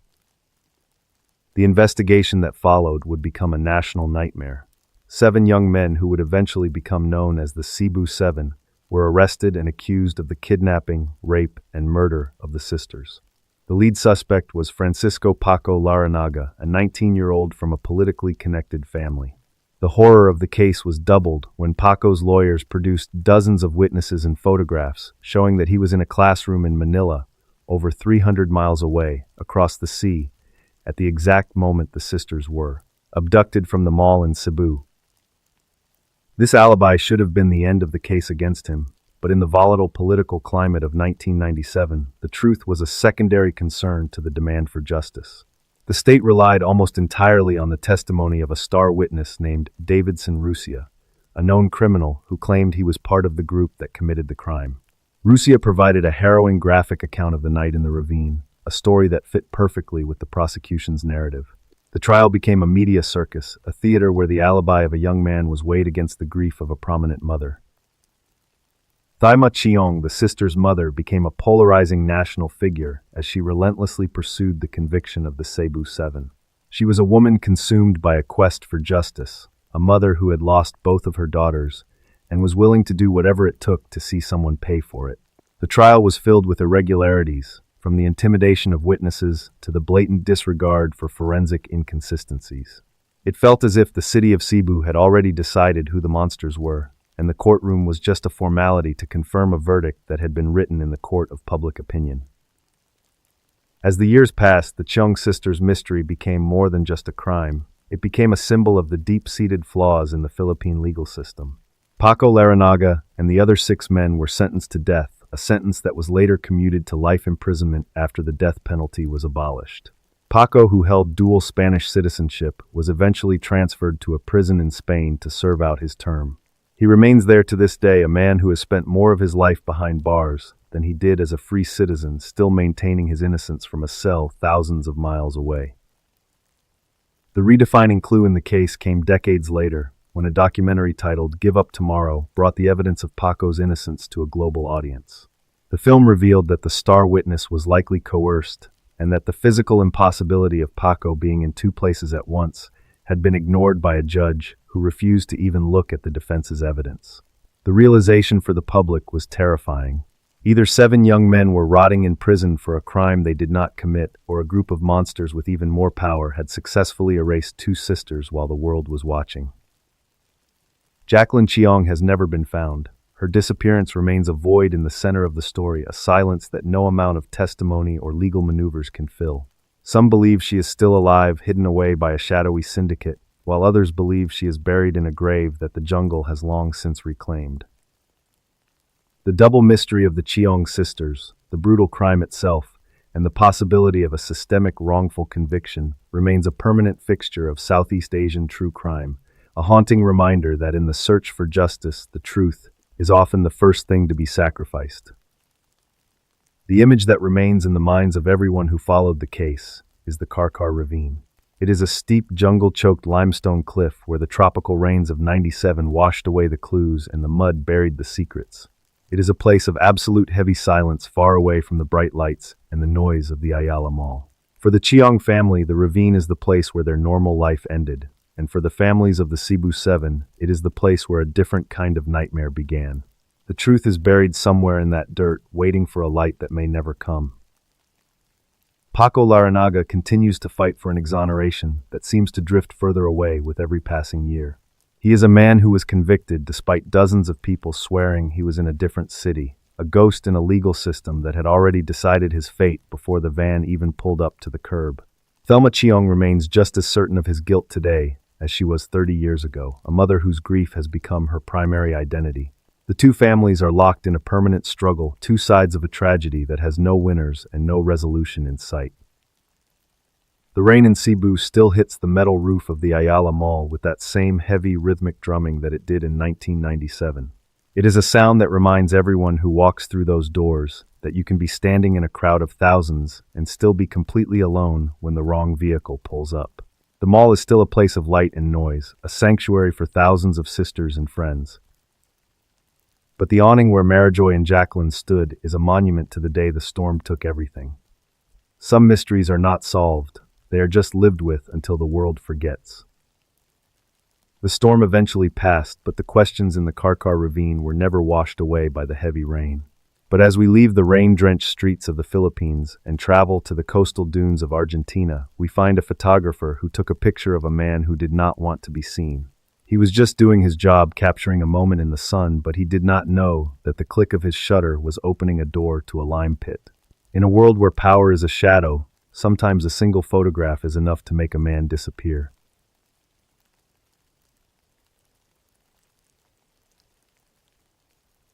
In the summer of 1996, in the seaside resort town of Pinamar, Argentina, a 35-year-old photographer named Jose Luis Cabezas was crouching in the sand dunes. Jose was the kind of person who could stay perfectly still for hours, waiting for a single second of the right light. That afternoon, he was looking through his long lens at a man walking along the shoreline, unaware that the click of his shutter was going to trigger a national crisis. Jose was a veteran for Noticias magazine. He was a man who understood that in Argentina, images were often more powerful than words. He lived for the hunt of the perfect shot, but he was not a reckless man. He was a father of 3 who loved the quiet of his family life in Buenos Aires. When he was not on assignment, he was the kind of guy who liked to grill for his neighbors and fix things around the house. He was steady professional and very good at his job. Pinamar in the 90s was the playground for the country's most powerful people. It was a place of white sand, high-end hotels, and massive parties. Every summer, the elite would gather there to make deals in the shade of their private umbrellas. Jose knew this world intimately. He spent his days navigating the crowds, blending into the background with his camera bag, always looking for the one image that everyone else had missed. He had a reputation for being everywhere at once. Jose was respected by his peers because he never took a shortcut. He would walk miles along the coast just to get a different angle on a story. He believed that the camera was a tool for the truth, and he took that responsibility seriously.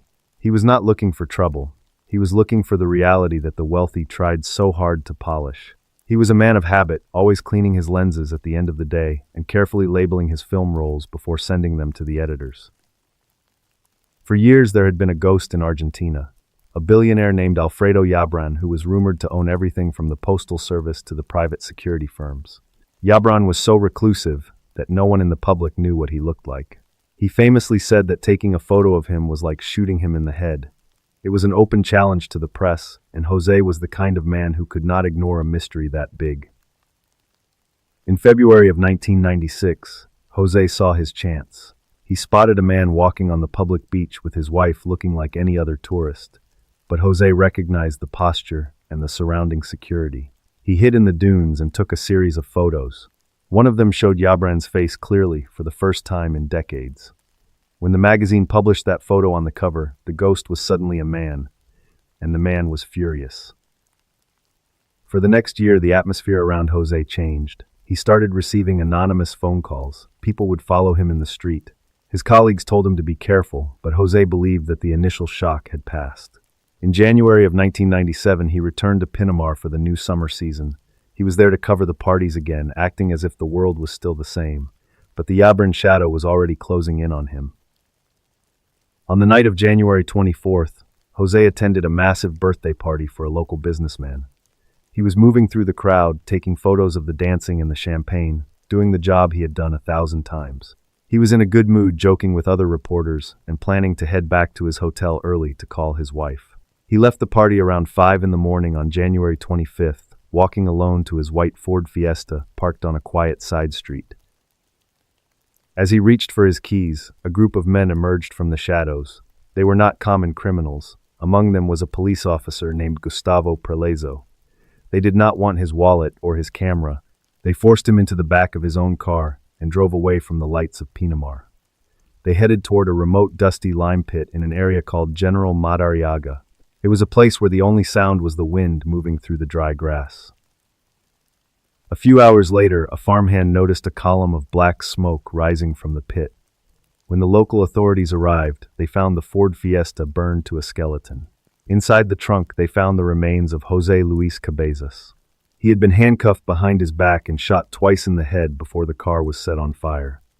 Next to his body, his professional camera was a melted lump of plastic and glass, a silent witness to his final moments.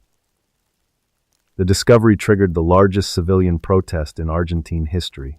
The phrase, "Do not forget Cabezas," was printed on millions of posters. People realized that in 1997, a businessman could command the police to execute a journalist like a mafia hit. The investigation was a massive undertaking that slowly peeled back the layers of corruption. It revealed that Jabran's own security chief had coordinated the entire operation with local cops. The redefining clue came from a small gang of criminals known as Los Horneros. They had been hired by Prelezo to help with the kidnapping. One of them eventually broke under the pressure of the national outcry and confessed everything. He described how the billionaire had viewed Jose's camera as a lethal weapon. To Jabran, the photo was not just an image, it was a breach of his absolute power, and the pit in General Madariaga was his way of trying to delete the truth. The climax of the tragedy was the realization of the message being sent. The killers had left the car in a place where it was guaranteed to be found. They wanted the press to see the melted camera. They wanted every photographer in the country to know that there were places where the law did not reach. But the plan backfired. The image of the burned car became a rallying cry for freedom that the government could no longer ignore. In May of 1998, as the police closed in on his secret ranch to arrest him, Alfredo Yebron went into a private bathroom and took his own life. He chose to disappear one last time rather than face a public trial. Most of the men involved in the murder were sentenced to life in prison, although many were later released on technicalities. January 25th was eventually named National Photographers' Day in Argentina in honor of the man who refused to stop looking. Today, the lime pit is a site of remembrance, a quiet hole in the ground where people leave flowers and old camera lenses. It is a place where the wind still carries the scent of dry earth and where the silence reminds you that some photographs cost everything. But while Jose was killed for what he saw, our next story is about a man who died because of what he could not see. We are leaving the coastal dunes of Argentina and heading to the vast salt-crusted desert of Lop Nor in China. In 1996, an explorer named Yu Chunshin was trying to cross the Sea of Death on foot. He was a man of incredible willpower, but in a world of shifting salt and blinding heat, he missed his survival by only a few hundred meters. He was found years later perfectly preserved, a statue of salt in a landscape that does not allow for mistakes.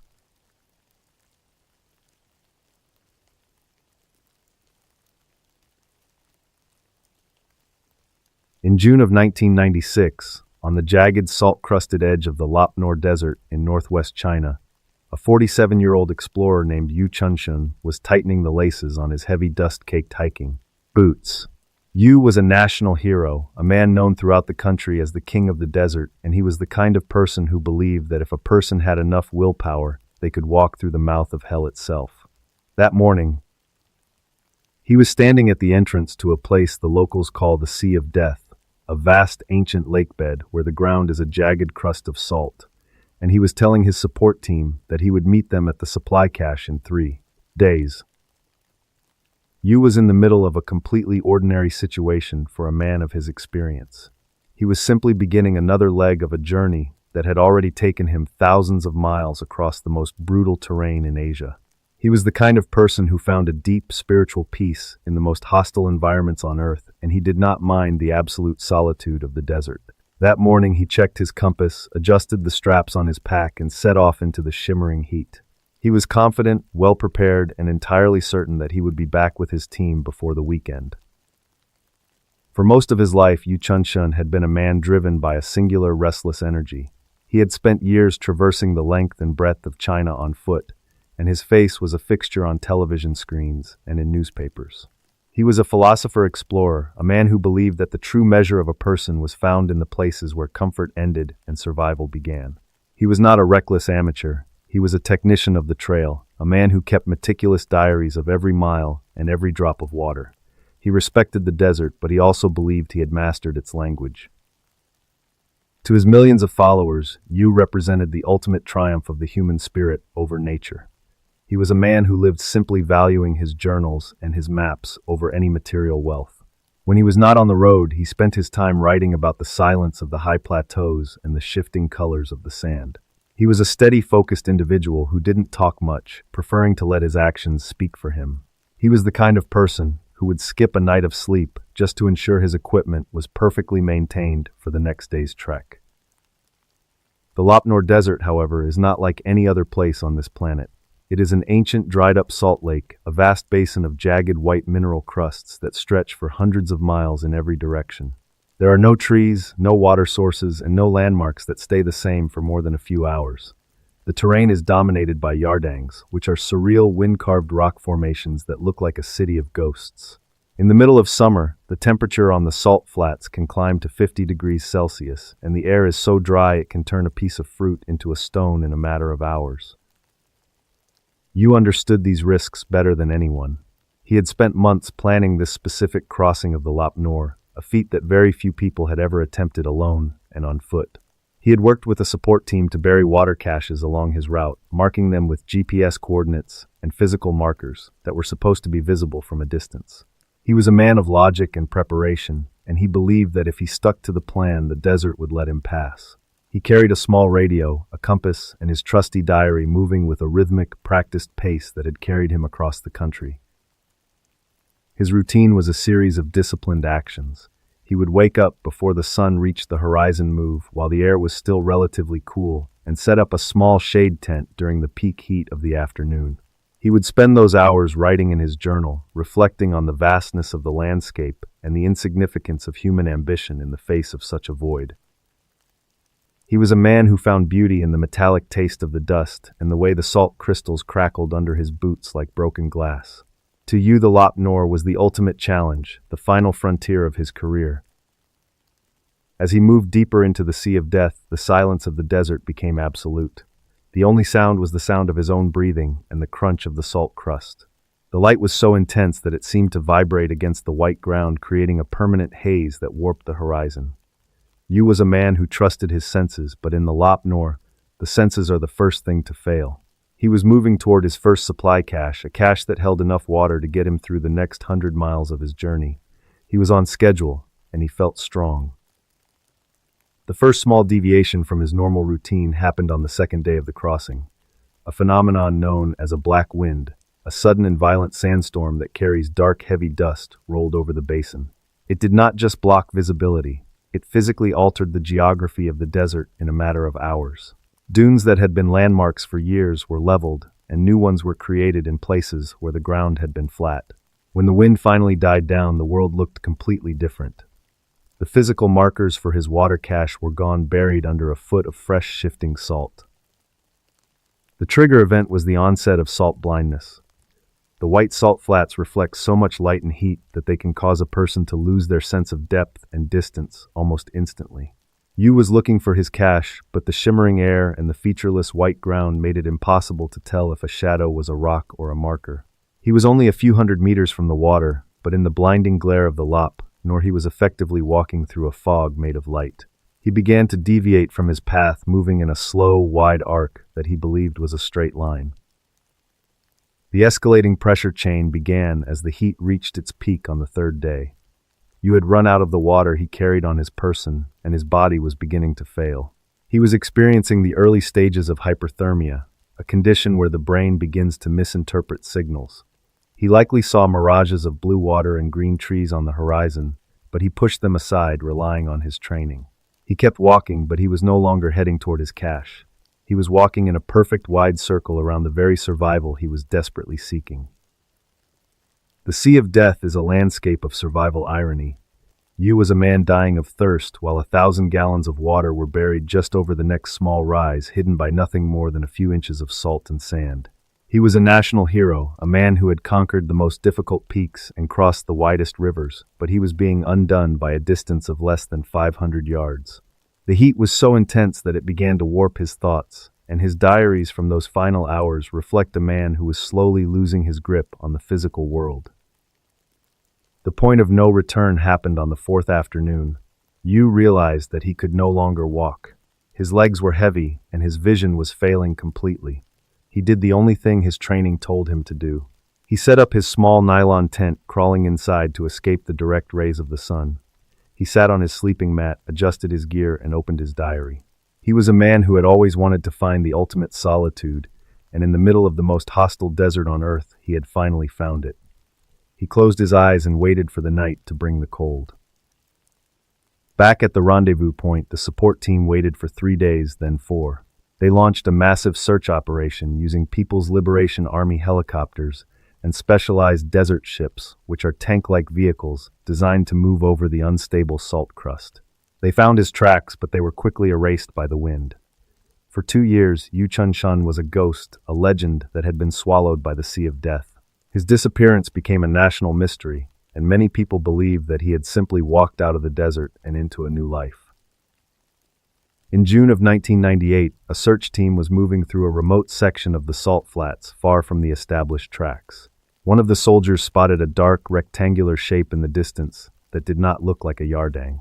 As they approached, they realized it was a small tent, faded by the sun but still standing.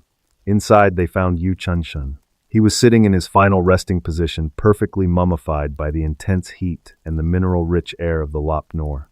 He looked less like a man and more like a statue made of salt sitting in his tent, as if he were still reading his map.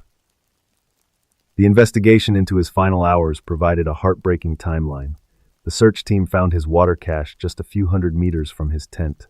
He had walked past it 3 separate times during the sandstorm, missing his salvation by a distance that a healthy man could cover in less than 5 minutes. The salt blindness had warped his reality so completely that he was walking in a ring around his own life. His diaries were intact, and they showed that in his final moments he remained calm, philosophical, and remarkably at peace with the end he had found. Yu Chunshan's discovery was a global sensation, sparking a new interest in the brutal history of the Silk Road and the dangers of the Lop Nor. He was returned to his family and buried with the honors of a national hero, but his tent and some of his effects were left in the desert as a monument. He is the Christopher McCandless of China, a man who sought a life without boundaries and found it in a place that does not allow for human error. To this day, his grave in the Lop Nor is a shrine for the few adventurers who are permitted to enter the military-controlled zone. The horror of the Sea of Death is not that it is an empty void, but that it is a place of unstable geography where the landmarks are always moving. The salt crust can break under a person's weight at any time, and the wind can move a 50-foot dune in a single night. It is a place where nature has successfully kept humanity at bay for thousands of years. Yu Chunshan was the king of the desert, a man who respected the rules, but he learned that the desert can change those rules whenever it wants. Today, the Lop Nor remains one of the most hostile places on the planet. The salt crystals still crackle underfoot like broken glass, a sound that warns you that you are walking on a roof that could give way at any second. The metallic taste of the dust and the blinding white glare are still there, waiting for the next person who believes they have mastered the language of the void. Yu Chunshan is finally at rest, but his story remains a testament to the fact that sometimes the difference between a legend and a tragedy is a distance of only a few hundred meters. We leave the salt mummified silence of the Lop Nor behind and head now to the limestone mountains of Andalusia in Spain. In 1998, a group of experienced cavers was about to learn that the environment can kill you with speed just as easily as it can kill you with time. They were in a place called the Cat's Throat, a stunning cave system with crystal blue water, but they didn't know that a storm miles away was turning that water into a wall of mud. They were heading into a vertical world where the ceiling was the only thing left to hold on to.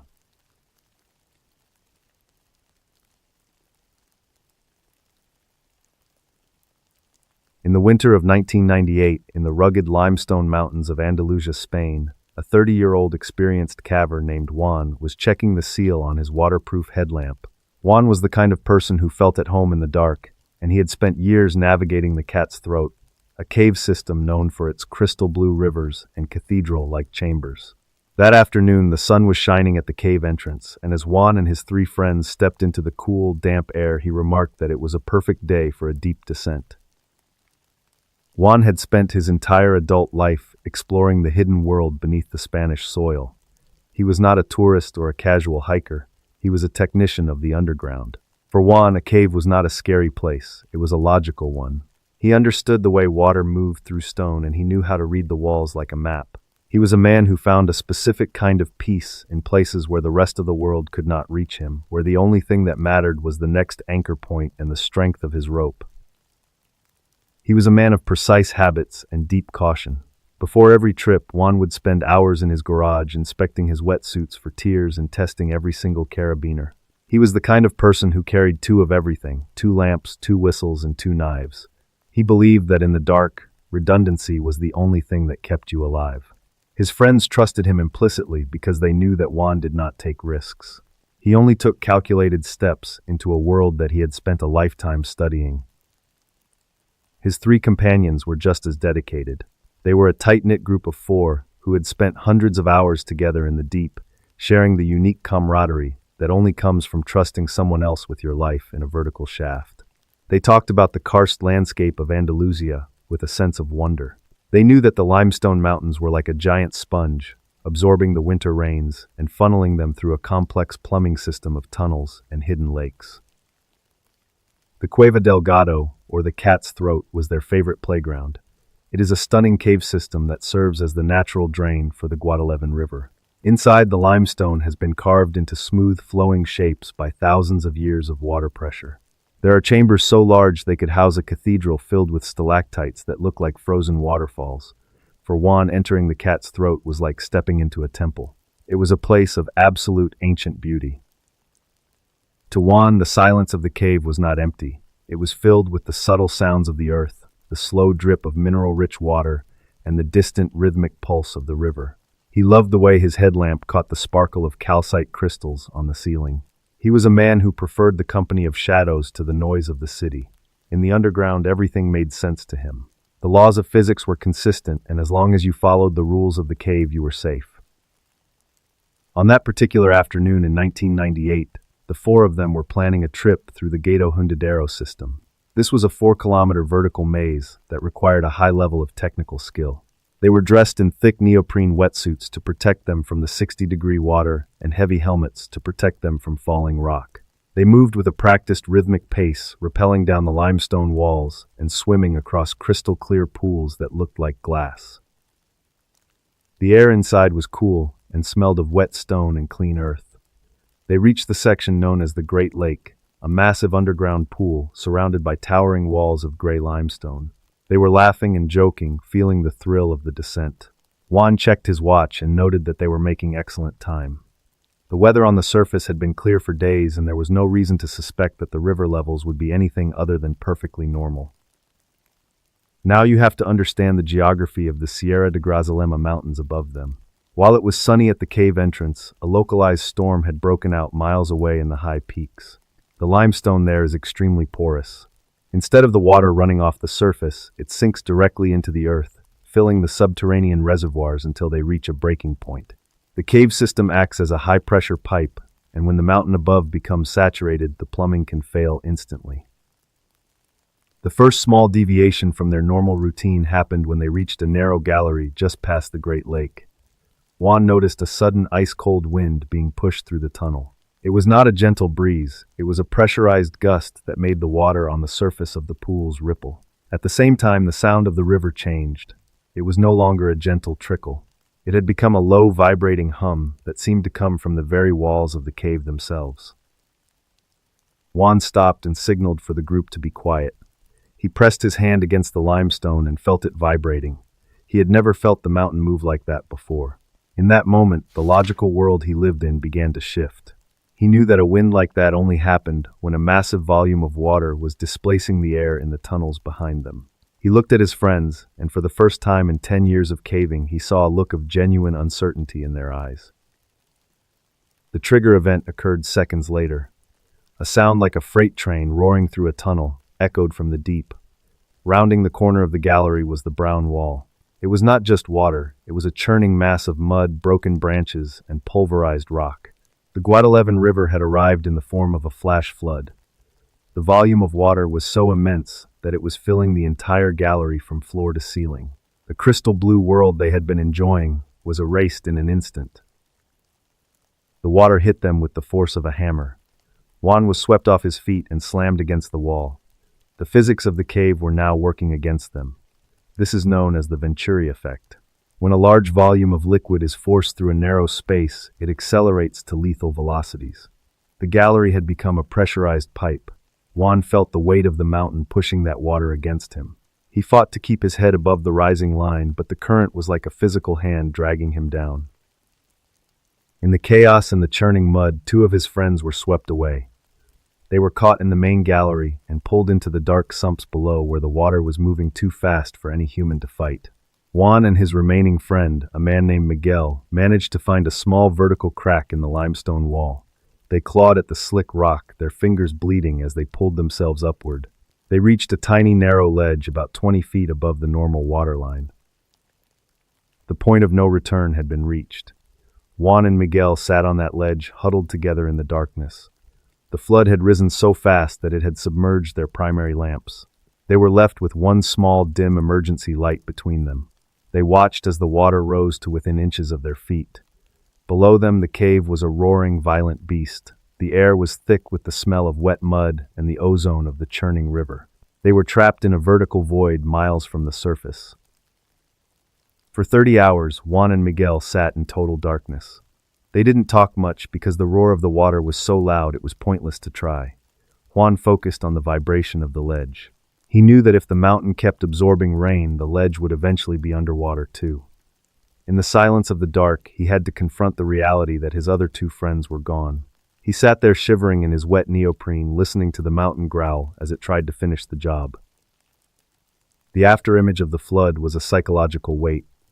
In the total blackness, Juan's brain began to create its own images. He saw the brown wall over and over again. He heard the screams of the rocks as they were ground down by the pressure. He felt the ledge beneath him, wondering if the limestone would hold, or if the weight of the water would simply cause the entire gallery to collapse. For 30 hours, he lived in a world where the only thing that existed was the cold and the sound. On the surface, the Green, the elite mountain and cave rescue unit of the Spanish Guardia Civil, had arrived. They saw the mouth of the cat's throat exhaling a torrent of chocolate-colored foam. They knew the risks. Diving into a flooded cave system during a surge is considered a suicide mission. The water was moving so fast it was creating vacuum pockets in the tunnels. They had to wait for the hydrostatic pressure to equalize before they could even attempt to enter the system. The rescue team finally managed to enter the cave as the water levels began to slowly recede. They moved through a landscape that had been completely redesigned by the flood. Tunnels that had been clear for decades were now blocked by piles of debris.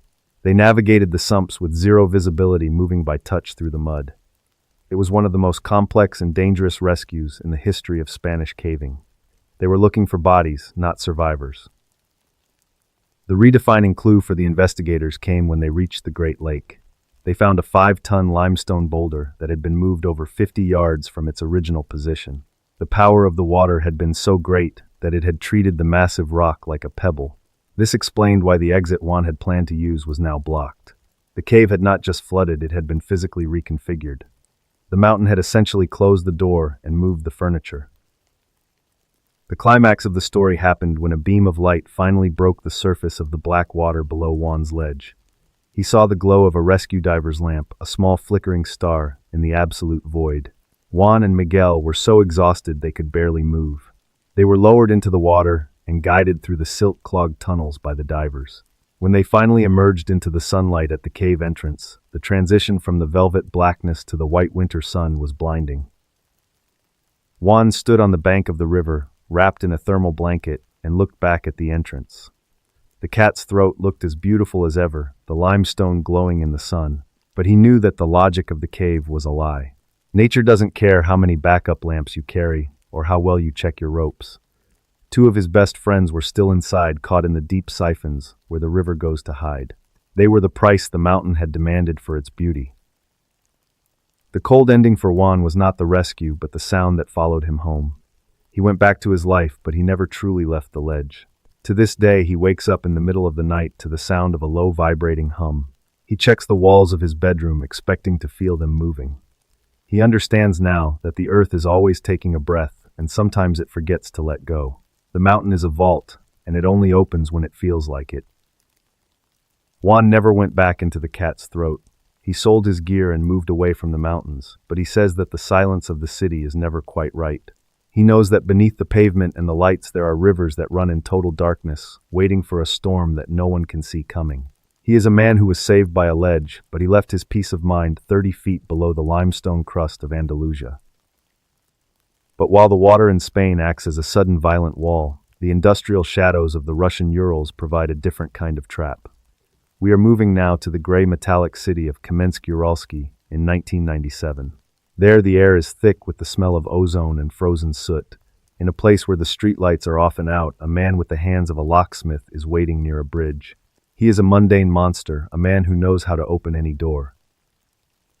Nikolai Dudin is a married father and a respected professional, but in the chaos of the post-Soviet collapse, he has found a new hobby. He waits in the shadows of the massive industrial pipes that line the streets, watching for women walking home from the late shift. He does not use a brown wall of water. He uses the silence of a power cut and a predatory patience that lasts for years. He is the kind of monster who fits in perfectly a shadow among the rusted steel.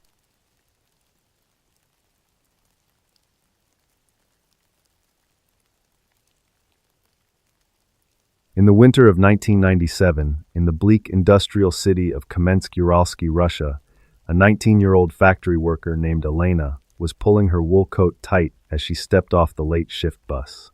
Elena was the kind of person who focused on the small light at the end of the street, ignoring the rusted steam pipes and the sprawling shadows of the Satsgarad district. That night the streetlights were out due to a power cut, and she was hurrying toward the bridge, thinking only of the warm soup her mother had left on the stove. She was a person of quiet resilience, someone who had grown up in the heavy metallic air of the Ural Mountains and did not expect life to be easy.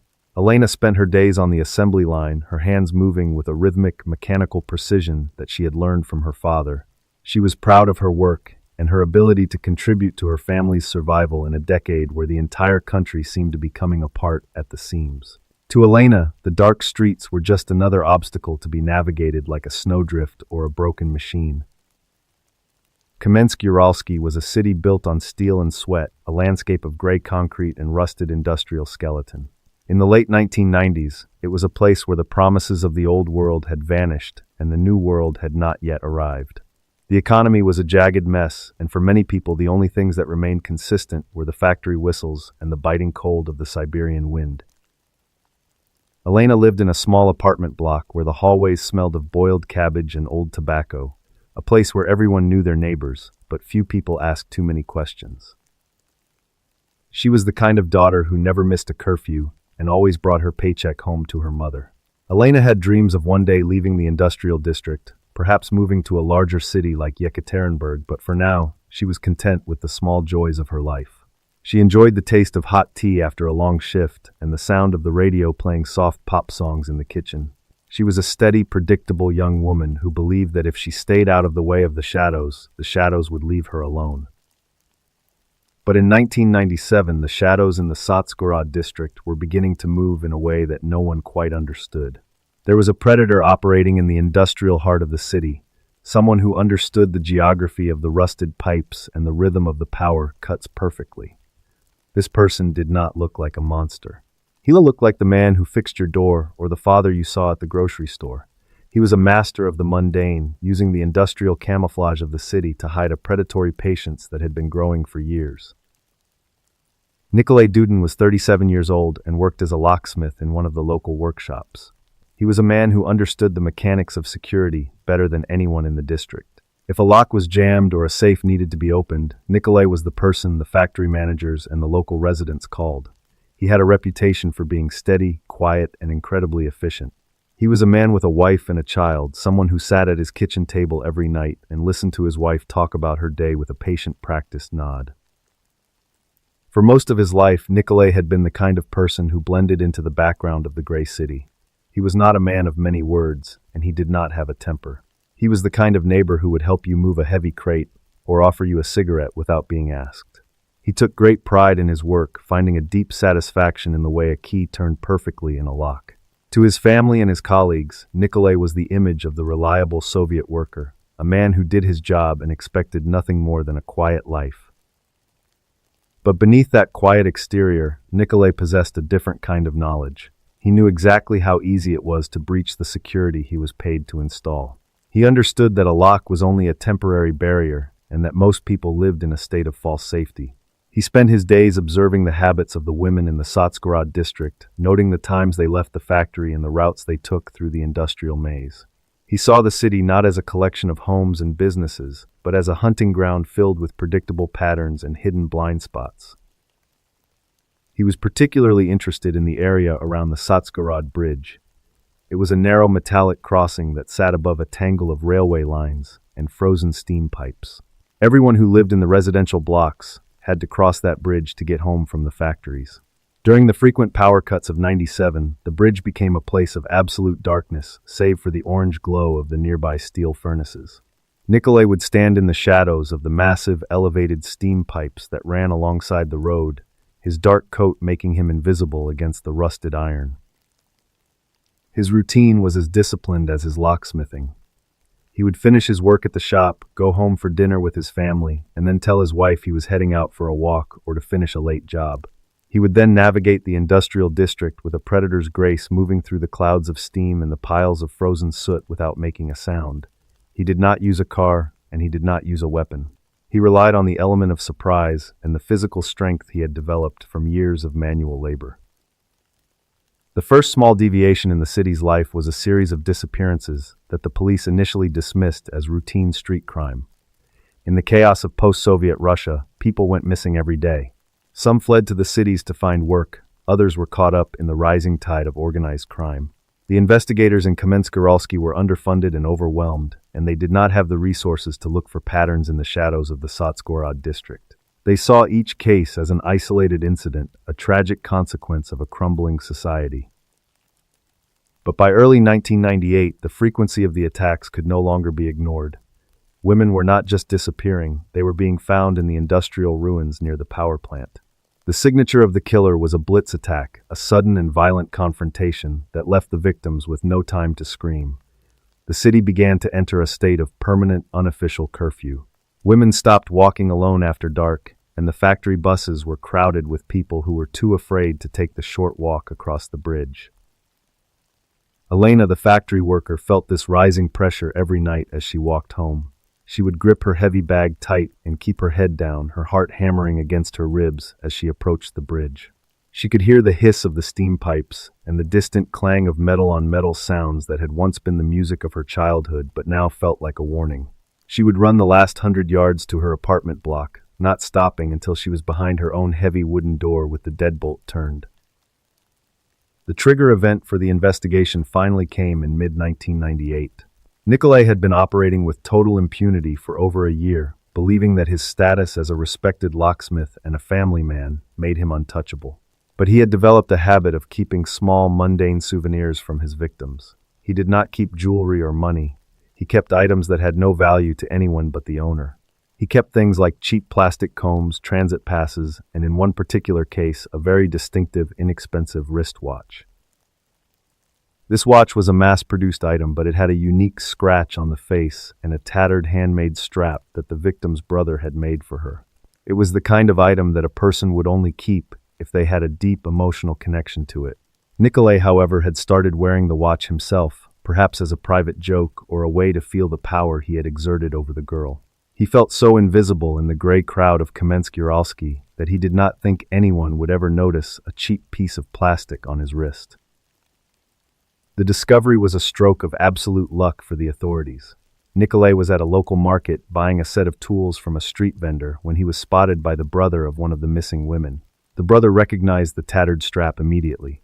He did not confront Nikolai. He followed him back to the locksmith shop and then went directly to the police station. For the first time, the investigators had a name and a face to connect to the shadows of the Sotsgorod bridge. The raid on Nikolai's home and workshop was a moment that the city would never forget. The police did not find a dungeon or a torture chamber. They found a home that was perfectly ordinary, filled with the smell of cooking and the sound of a television. But when they began to search the workshop, they found Nikolai's secret. He had used his skills as a locksmith to hollow out the heavy wooden benches and the metal safes he was working on. Inside these hidden compartments, he had stored hundreds of small items belonging to the women he had hunted. The sheer volume of the collection was staggering. There were keys, buttons, hair ties, and photographs, all meticulously organized and hidden within the very mechanisms of security. The aftermath of the investigation revealed that Nikolai had been active for much longer than anyone had suspected. He had been a predator in the shadows of the Urals for years, moving among his victims with a smile and a set of tools. The horror for the community was the realization that the man they trusted to keep them safe was the one who had been watching them through the keyhole. The redefining clue for the psychologists who studied Nikolai was his complete lack of a typical criminal profile. He did not have a history of violence, and he did not have a criminal record. He was a high-functioning sociopath who viewed his crimes as a natural extension of his work. He described the process of hunting and killing with the same clinical technical detail he used to describe the repair of a broken lock. He felt entitled to his victims because he believed he was the only one who truly understood the city's industrial soul. The final tightening before the climax of the trial happened when Nikolai's wife was interviewed.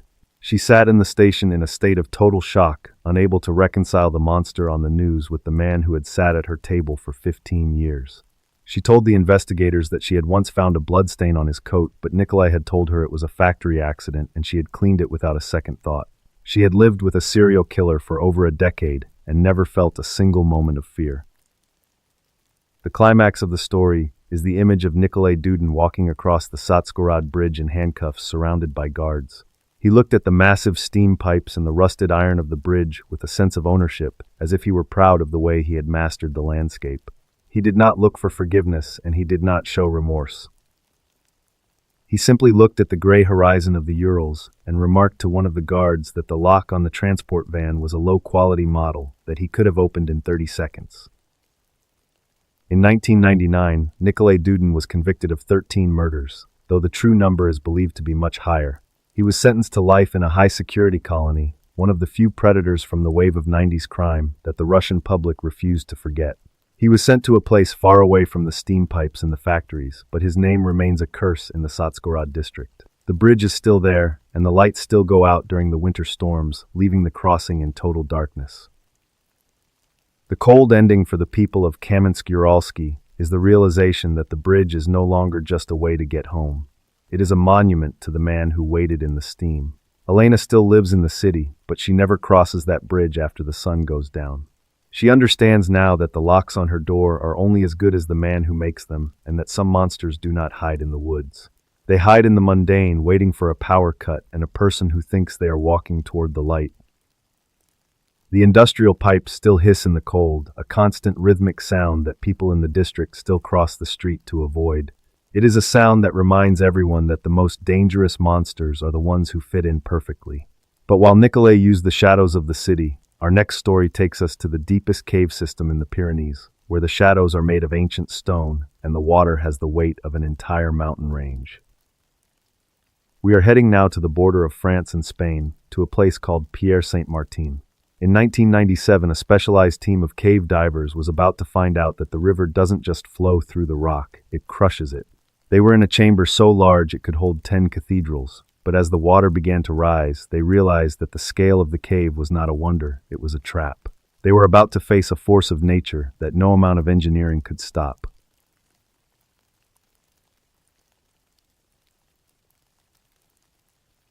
In the summer of 1997, deep beneath the jagged peaks of the Pyrenees, on the border of France and Spain, a specialized cave diver named Mark was checking the oxygen levels in his tanks. He was standing in a massive subterranean chamber called the Salle de la Verna, a space so enormous that it could easily hold 10 Notre Dame cathedrals. Mark was 42 years old and possessed the kind of quiet technical focus that only comes from spending thousands of hours in places where the sun never reaches. For most of his life, Mark had been a man who found his peace in the extreme. He was not a thrill-seeker in the traditional sense, but a technician who viewed the underwater world as a complex puzzle of pressures and flows. He had spent his youth studying the hydrology of the karst landscape, learning how water carves its way through limestone over millions of years. To Mark, the dark was not a source of fear, but a place of absolute clarity, where every movement had to be calculated. He was a leading member of a specialized expedition, a team of elite explorers whose mission was to map the hidden arteries of the Pierre Saint-Martin system. This cave was one of the deepest on Earth, a vertical world of absolute silence and velvet blackness. Mark was respected by his peers for his mechanical mind and his ability to remain calm when the walls felt like they were closing in. He treated his diving regulator and his harness with the same reverence a surgeon has for his tools. The Salle de la Verna was the staging ground for their most ambitious mapping project yet. The chamber itself was a geological wonder, with walls of gray limestone that vanished into the darkness above. The air inside was cool and smelled of wet minerals and high-pressure oxygen. Mark was a man of precise habits, spending hours every morning meticulously inspecting his seals and checking his backup lights. He believed that in the deep, your equipment was the only thing that kept you tethered to the world. To understand Mark, you have to understand the environment he loved. The Pyrenees karst is like a giant limestone sponge, absorbing the melting snow from the high peaks and funneling it through a labyrinth of vertical shafts and horizontal rivers. Mark viewed this as a living plumbing system, one that he was determined to understand.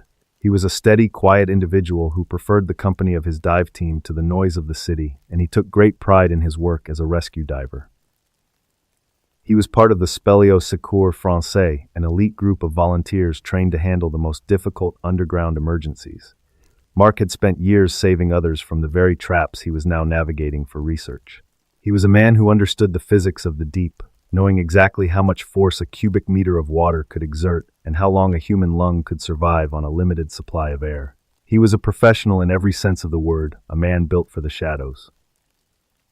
That morning, the base camp in the Salle de la Verna was filled with the soft hum of equipment and the low voices of his colleagues.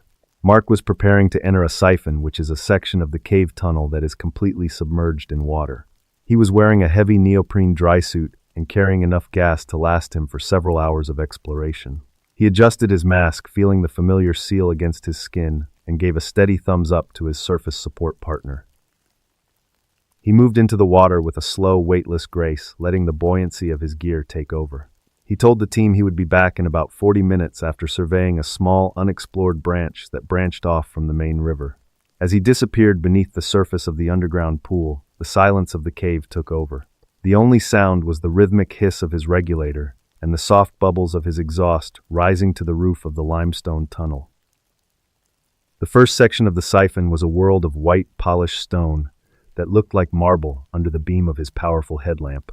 Mark moved through the tunnel with a calm, rhythmic kick, noting the features of the rock and recording the depth on his wrist computer. He was a man of logic, and in that moment the world made perfect sense. He was moving through a space that few humans had ever seen, navigating the secret plumbing of the mountain with the ease of an expert. He reached the 200-meter mark and prepared to turn into the new branch. The water was crystal clear, allowing him to see every ripple in the limestone floor. He was a man who appreciated the minimalist beauty of the underground, the way the light caught the tiny crystals in the rock, and the way the shadows danced as he moved. He was completely comfortable, his heart rate steady, and his mind focused on the technical requirements of the mapping mission he was conducting. The first small deviation from the normal routine happened about 15 minutes into the dive. Mark noticed that the water temperature was beginning to rise by just a fraction of a degree. In a cave system, this deep, a change in temperature is often a sign that surface water is making its way into the system. He also noticed a faint brown silt beginning to cloud the water ahead of him. He paused, suspended in the dark, watching the tiny particles dance in the beam of his lamp. At the same time, he felt a subtle vibration in the rock. It was not a tremor, but a low resonant hum that seemed to come from the very walls of the siphon. Mark was a man who listened to the mountain, and he knew that a hum like that usually meant a large volume of water was moving somewhere above him. He checked his gauges and considered turning back, but the current was still manageable, and the visibility, while decreasing, was still good enough for him to continue for a short distance. The trigger event was not a sudden explosion of water, but a rapid, violent increase in the current. It was a phenomenon known as a flash siphon. Without warning, the hydrostatic pressure within the tunnel increased by an impossible margin.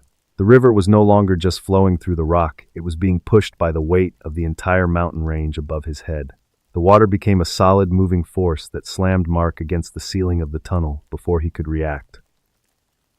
The force was so great that it pinned him in place, his body pressed tight against the white limestone. He was caught in a horizontal pipe of black water, 2 kilometers from the fresh air of the surface. He tried to move his arms to reach his release valves, but the weight of the moving water was like a physical wall of lead. He was trapped in a hydraulic vise, the mountain itself using the river to hold him down. He could feel the vibration of the surge humming through his own teeth. At the surface in the Salle de la Verna, the support team watched in horror as the water level in the main pool began to rise at a rate of several inches per minute. They saw the clear water turn into a churning mass of brown mud and foam. They knew immediately that Mark was in grave danger. The flash siphon was a known but unpredictable threat, a consequence of the mountain acting as a giant reservoir that could release its energy at any moment without a single warning. The escalating pressure chain began as the rescue team attempted to reach the entrance of the siphon. They were the best divers in the Speleo Secours Francais men who had faced every horror the underground could offer. But they were met with a wall of high-velocity water that made forward progress impossible. The pressure was so immense that it was actually forcing air out of the rock pores, creating a deafening hiss that echoed through the massive chamber of the Salle de la Verna. The rescuers had to make a heartbreaking choice. They could not dive into a siphon that was under that much hydrostatic pressure without being crushed themselves. The point of no return had been reached. Mark was alone in the dark, held fast by the invisible weight of millions of tons of stone. His oxygen was slowly ticking down, and he was in a place where no human could reach him until the mountain decided to stop breathing. The silence of the team on the surface was absolute. The rescue operation turned into one of the most complex engineering projects in the history of caving. It required a 48-hour relay of the best divers in Europe just to reach the site once the pressure finally began to equalize. They had to wait for the storm on the surface to pass and for the karst sponge to slowly drain its reservoirs. During those 48 hours, the team in the Salle della Verna sat in the dark listening to the mountain and hoping for a miracle that they knew was unlikely. To speed up the process, the authorities actually had to engineer a way to divert the mountain streams on the surface thousands of feet above the cave. They used heavy machinery to move boulders and create new channels, trying to stop the flow of water into the Pierre Saint-Martin system. It was a desperate race against time, a battle between human ingenuity and the physics of the earth. They were working in the rain and the wind, fighting the very environment that had trapped their friend. When the pressure finally dropped enough for the elite relay team to enter the siphon, the recovery was a clinical tragedy. They found Mark exactly where the surge had pinned him, still held against the ceiling of the limestone tunnel. He was a man who had done everything right, who had followed every technical rule of the deep, but who had been caught in a trap that did not care about skill. The scene was one of absolute velvet blackness, a silent monument to the power of the karst. The investigation into the disaster provided a redefining clue that changed the way cave hydrology is studied. The researchers discovered that the water that had hit Mark was not from the storm that was currently happening on the surface. Instead, it was a trapped pocket of snowmelt from 2 winters prior that had been held in a high-pressure reservoir deep within the rock. A small shift in the mountain's temperature had finally released that reservoir, creating a time-delayed death trap. This discovery led to the realization that the mountain acts as a massive energy storage system, absorbing the snow of the past and releasing it as the kinetic energy of the future. The flash siphon was the mountain's way of equalizing its internal pressure, and Mark had simply been in the wrong artery at the exact second the valve opened. It was a scientific horror, the understanding that the earth has a memory and that the consequences of a winter years ago can manifest in a single afternoon. The aftermath of the Pierre Saint-Martin incident led to a total overhaul of safety regulations for deep cave diving in Europe. Real-time hydrology sensors were installed throughout the system, capable of detecting the subtle vibrations and pressure changes of a mounting surge hours before it reaches the lower galleries. Mark's death was the reason for this new level of security, a legacy that has undoubtedly saved the lives of dozens of other explorers in the years that followed. The climax of the story is the image of those final moments in the black siphon. Mark would have felt the mountain itself vibrating through his regulator as the water roared through the pipes. He was a man of logic and engineering who was ultimately undone by the very mechanics of nature. The absolute velvet blackness of the limestone sump was a place of peace for him, but in the end it became a horizontal tomb that was built by the weight of an entire mountain range above his head. Today, the Salle della Verna is a popular tourist destination, accessible through a man-made tunnel that allows people to stand in the massive chamber without the need for ropes or diving gear. But the siphons where Mark met his end are strictly welded shut to the public, protected by heavy steel gates. They remain a silent part of the mountain's plumbing, holding the memory of the day the water became a hammer and the earth decided to reclaim one of its most dedicated students. The cold ending for the dive team was the realization that they were not conquering the mountain, they were only visiting it. Mark was returned to his family, but his name remains a permanent part of the Pierre Saint-Martin history. The hum of the water still echoes through the Salle della Verna, a rhythmic sound that serves as a reminder that the karst is always alive and always moving. Some places are meant to be explored and some places are meant to be left in the dark. We leave the crushing pressures and the velvet blackness of the Pyrenees behind and head now to the final stop on our journey. We are going to a place that is even more remote, a mountain that has never been stood upon by a human being. It is a peak on the border of Bhutan and China, known as Gangkhar Puensum. It is the highest unclimbed point on Earth, a place where nature and religion have combined to create a final frontier that no amount of modern equipment can conquer. In 1998, a highly experienced Japanese team decided to challenge the legend of the Forbidden Peak. They had the permits, they had the lungs, and they had the technology. But as they crossed the line into the sacred zone, they found that the mountain had its own way of enforcing the law. They found themselves facing a psychological wall, and a series of equipment failures that could not be explained by science alone, proving that some boundaries are not meant to be crossed.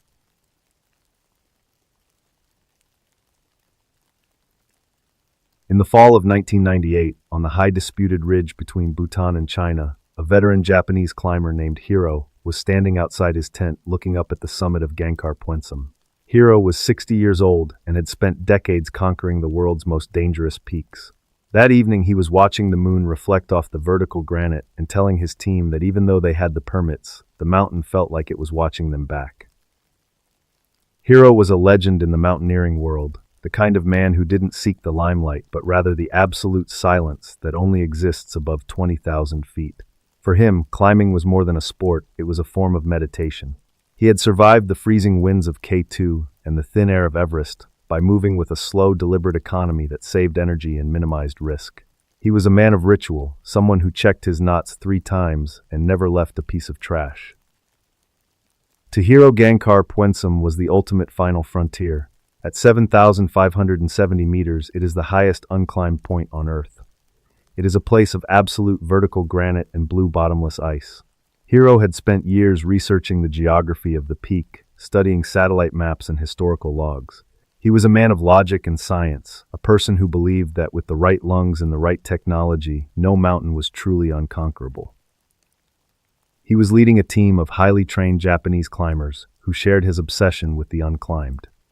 They were a group of quiet, focused individuals who lived in a world of high-altitude gear and technical logistics. They spent their days in base camp discussing oxygen flow rates and the structural integrity of their anchors. They were not superstitious men. They were professionals who viewed the peak as a physical challenge to be solved through engineering and endurance. Hiro's routine at altitude was a masterpiece of efficiency. He would wake up before dawn, melt snow for tea, and spend an hour reviewing the day's route. He was the kind of leader who stayed at the back of the line to watch over the less experienced members, always ready to offer a steady hand or a word of encouragement.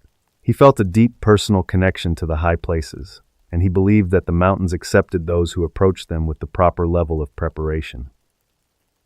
In 1994, Bhutan had banned all mountaineering on Gangkar Puensum because the local people believed the peaks were home to deities that must not be disturbed. Hiro and his team decided to bypass this ban by approaching the mountain from the Chinese side, where they had obtained special permits. As they crossed the line into the high-altitude zone, the team noticed that their high-tech GPS units and radios began to fail for no apparent reason, despite being brand new. They reached the high ridge on a clear, windless day. There was no physical reason for the equipment to glitch. Suddenly, a massive sound echoed through the valley. It was not an avalanche, and it was not the sound of the wind. Hiro described it as a glacier-shattering crack that seemed to vibrate through the soles of their boots. It was as if the mountain was groaning under its own weight, or as if a massive door was being slammed shut deep within the foundation of the earth. Shortly after the sound, the Chinese government suddenly revoked their permits while they were already on the mountain, citing intense political pressure from Bhutan. The team was forced to halt their ascent and stop at a subsidiary peak called Liangkang Kangri. But the logistics were the least of their worries. As they huddled in their tents that night, the team began to experience a wave of intense malevolent dread that none of these seasoned professionals could explain with logic. Hiro sat in his tent looking at his map by the light of a flickering headlamp. He was a man of science, but he could not ignore the physical sensations his body was reporting. He felt as if he was being watched by a presence that was massive and ancient. His teammates reported the same feeling, a heavy psychological wall that seemed to push against them from the direction of the summit. They realized that they were no longer welcome on the ridge, and the air felt thick with a warning.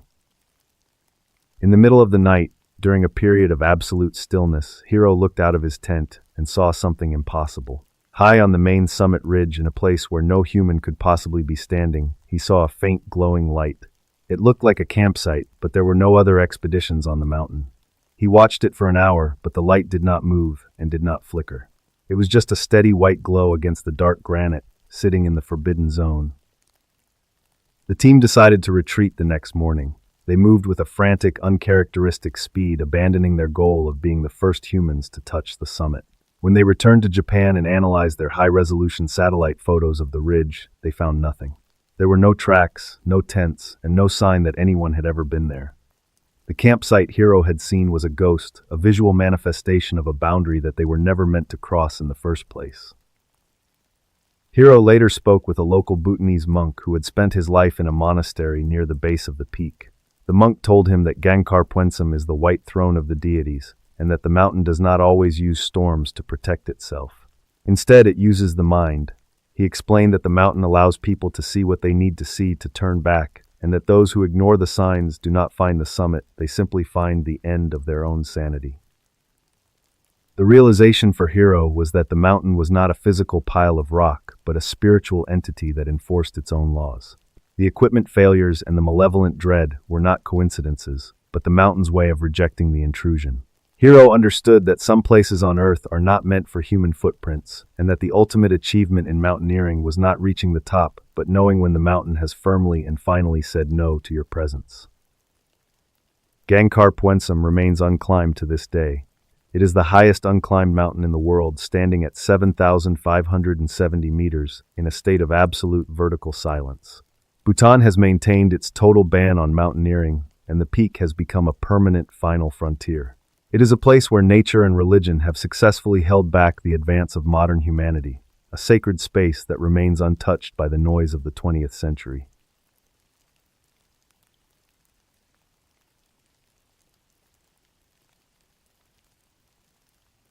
The house is quiet now, and I suspect it is quiet where you are too. Maybe you are driving home on a dark highway, or maybe you are lying in bed with your eyes fixed on the ceiling. Whatever you are doing, the air around you probably feels a little different than it did an hour ago. That is what happens when we invite these shadows in. They do not just leave once the story is over. They stay in the corners, reminding us that the world is a much stranger place than we like to admit. We have covered a lot of ground tonight, crossing continents and decades to look at the moments when life suddenly stopped making sense. We started on the flat whistling limestone of the Nullarbor, where the earth literally takes a breath through the crust beneath your feet. It is a terrifying thought, is it not? The idea that the very ground we trust to hold us up is actually just a thin roof over a vertical void. It reminds us that our sense of stability is often just an illusion of perspective. Then we moved into the humid heat of the Malaysian jungle, looking at the smile of Mona Fandey. That story is a different kind of void. It is the darkness that can hide behind a radiant face and a silk sarong. It teaches us that the most dangerous monsters do not always look like the things we fear in the movies. Sometimes they look like success, and they talk like friends, and they offer us exactly what we think we want. It is a reminder to look closely at the hands that offer us shortcuts. We stood on the freezing ridges of Victory Peak and the sacred heights of Gangkar Puensum, places where the air is too thin for human lies. Those stories tell us that there are still parts of this planet that do not belong to us. No matter how much technology we carry or how many permits we sign, nature has a way of enforcing its own boundaries. There is a deep, humbling logic in the mountain that says some places are meant to stay silent and some secrets are not meant to be mapped. We looked at the locksmith in the Urals and the labor recruiter in the sugarcane fields. These are the mundane monsters, the men who use their everyday skills to destroy the lives of their neighbors. They are the ones who prove that evil does not need a grand stage. It can operate out of a workshop or a bus stop using the very things we rely on for security to trap us. It is a sobering thought, but it is also a call to pay attention to the rhythms of the people who live right next to us. Think about the Ebener brothers frozen for 71 years in the blue ice of the Aletsch Glacier. Their story is not one of malice, but of the absolute patience of time. They went out for a walk in 1926 and did not come home until the world had completely forgotten their names. It makes you wonder what else is waiting in the ice, or the deep water just moving a few centimeters a year waiting for the right afternoon to return to a world that has moved on without them. There is a common thread in all these cases, a single truth that I hope stays with you as you try to drift off to sleep. Most of these people were having a completely ordinary day. They were checking their watches, eating sandwiches, or waiting for a ride in the rain. They were not looking for a tragedy, and they were not prepared for the world to break. It suggests that the line between a normal Tuesday and a headline is much thinner than we are comfortable believing. It is a thin, fragile line. But I do not tell you these things just to keep you awake or to make you look under the bed. There is a practical lesson in this darkness. It is about awareness. It is about realizing that our environment is always communicating with us, whether it is the whistling of a blowhole or the sudden change in water temperature in a cave. Most of the people we talked about tonight felt that first small deviation. They noticed the wind shift or the sound change. They felt that first prickle of unease. The lesson is to trust that prickle. We live in a world that tells us to be polite, to ignore our instincts, and to keep moving even when something feels wrong. But your intuition is an ancient piece of equipment honed over millions of years to keep you on the right side of the grass. If the air feels heavy, if the smile looks forced, or if the ground feels a little too hollow, listen to it. There is no shame in turning back, and there is no price too high for staying safe in the light. On an emotional level, I hope you take away a sense of empathy for the lives that were interrupted. These were not just names in a police log or characters in a script. They were people who had soup waiting on the stove, and families who expected them home for dinner. When we talk about these cases, we are keeping their memories from being swallowed by the silence. We are acknowledging that their lives mattered and that the cost of what happened to them is still being paid by those they left behind.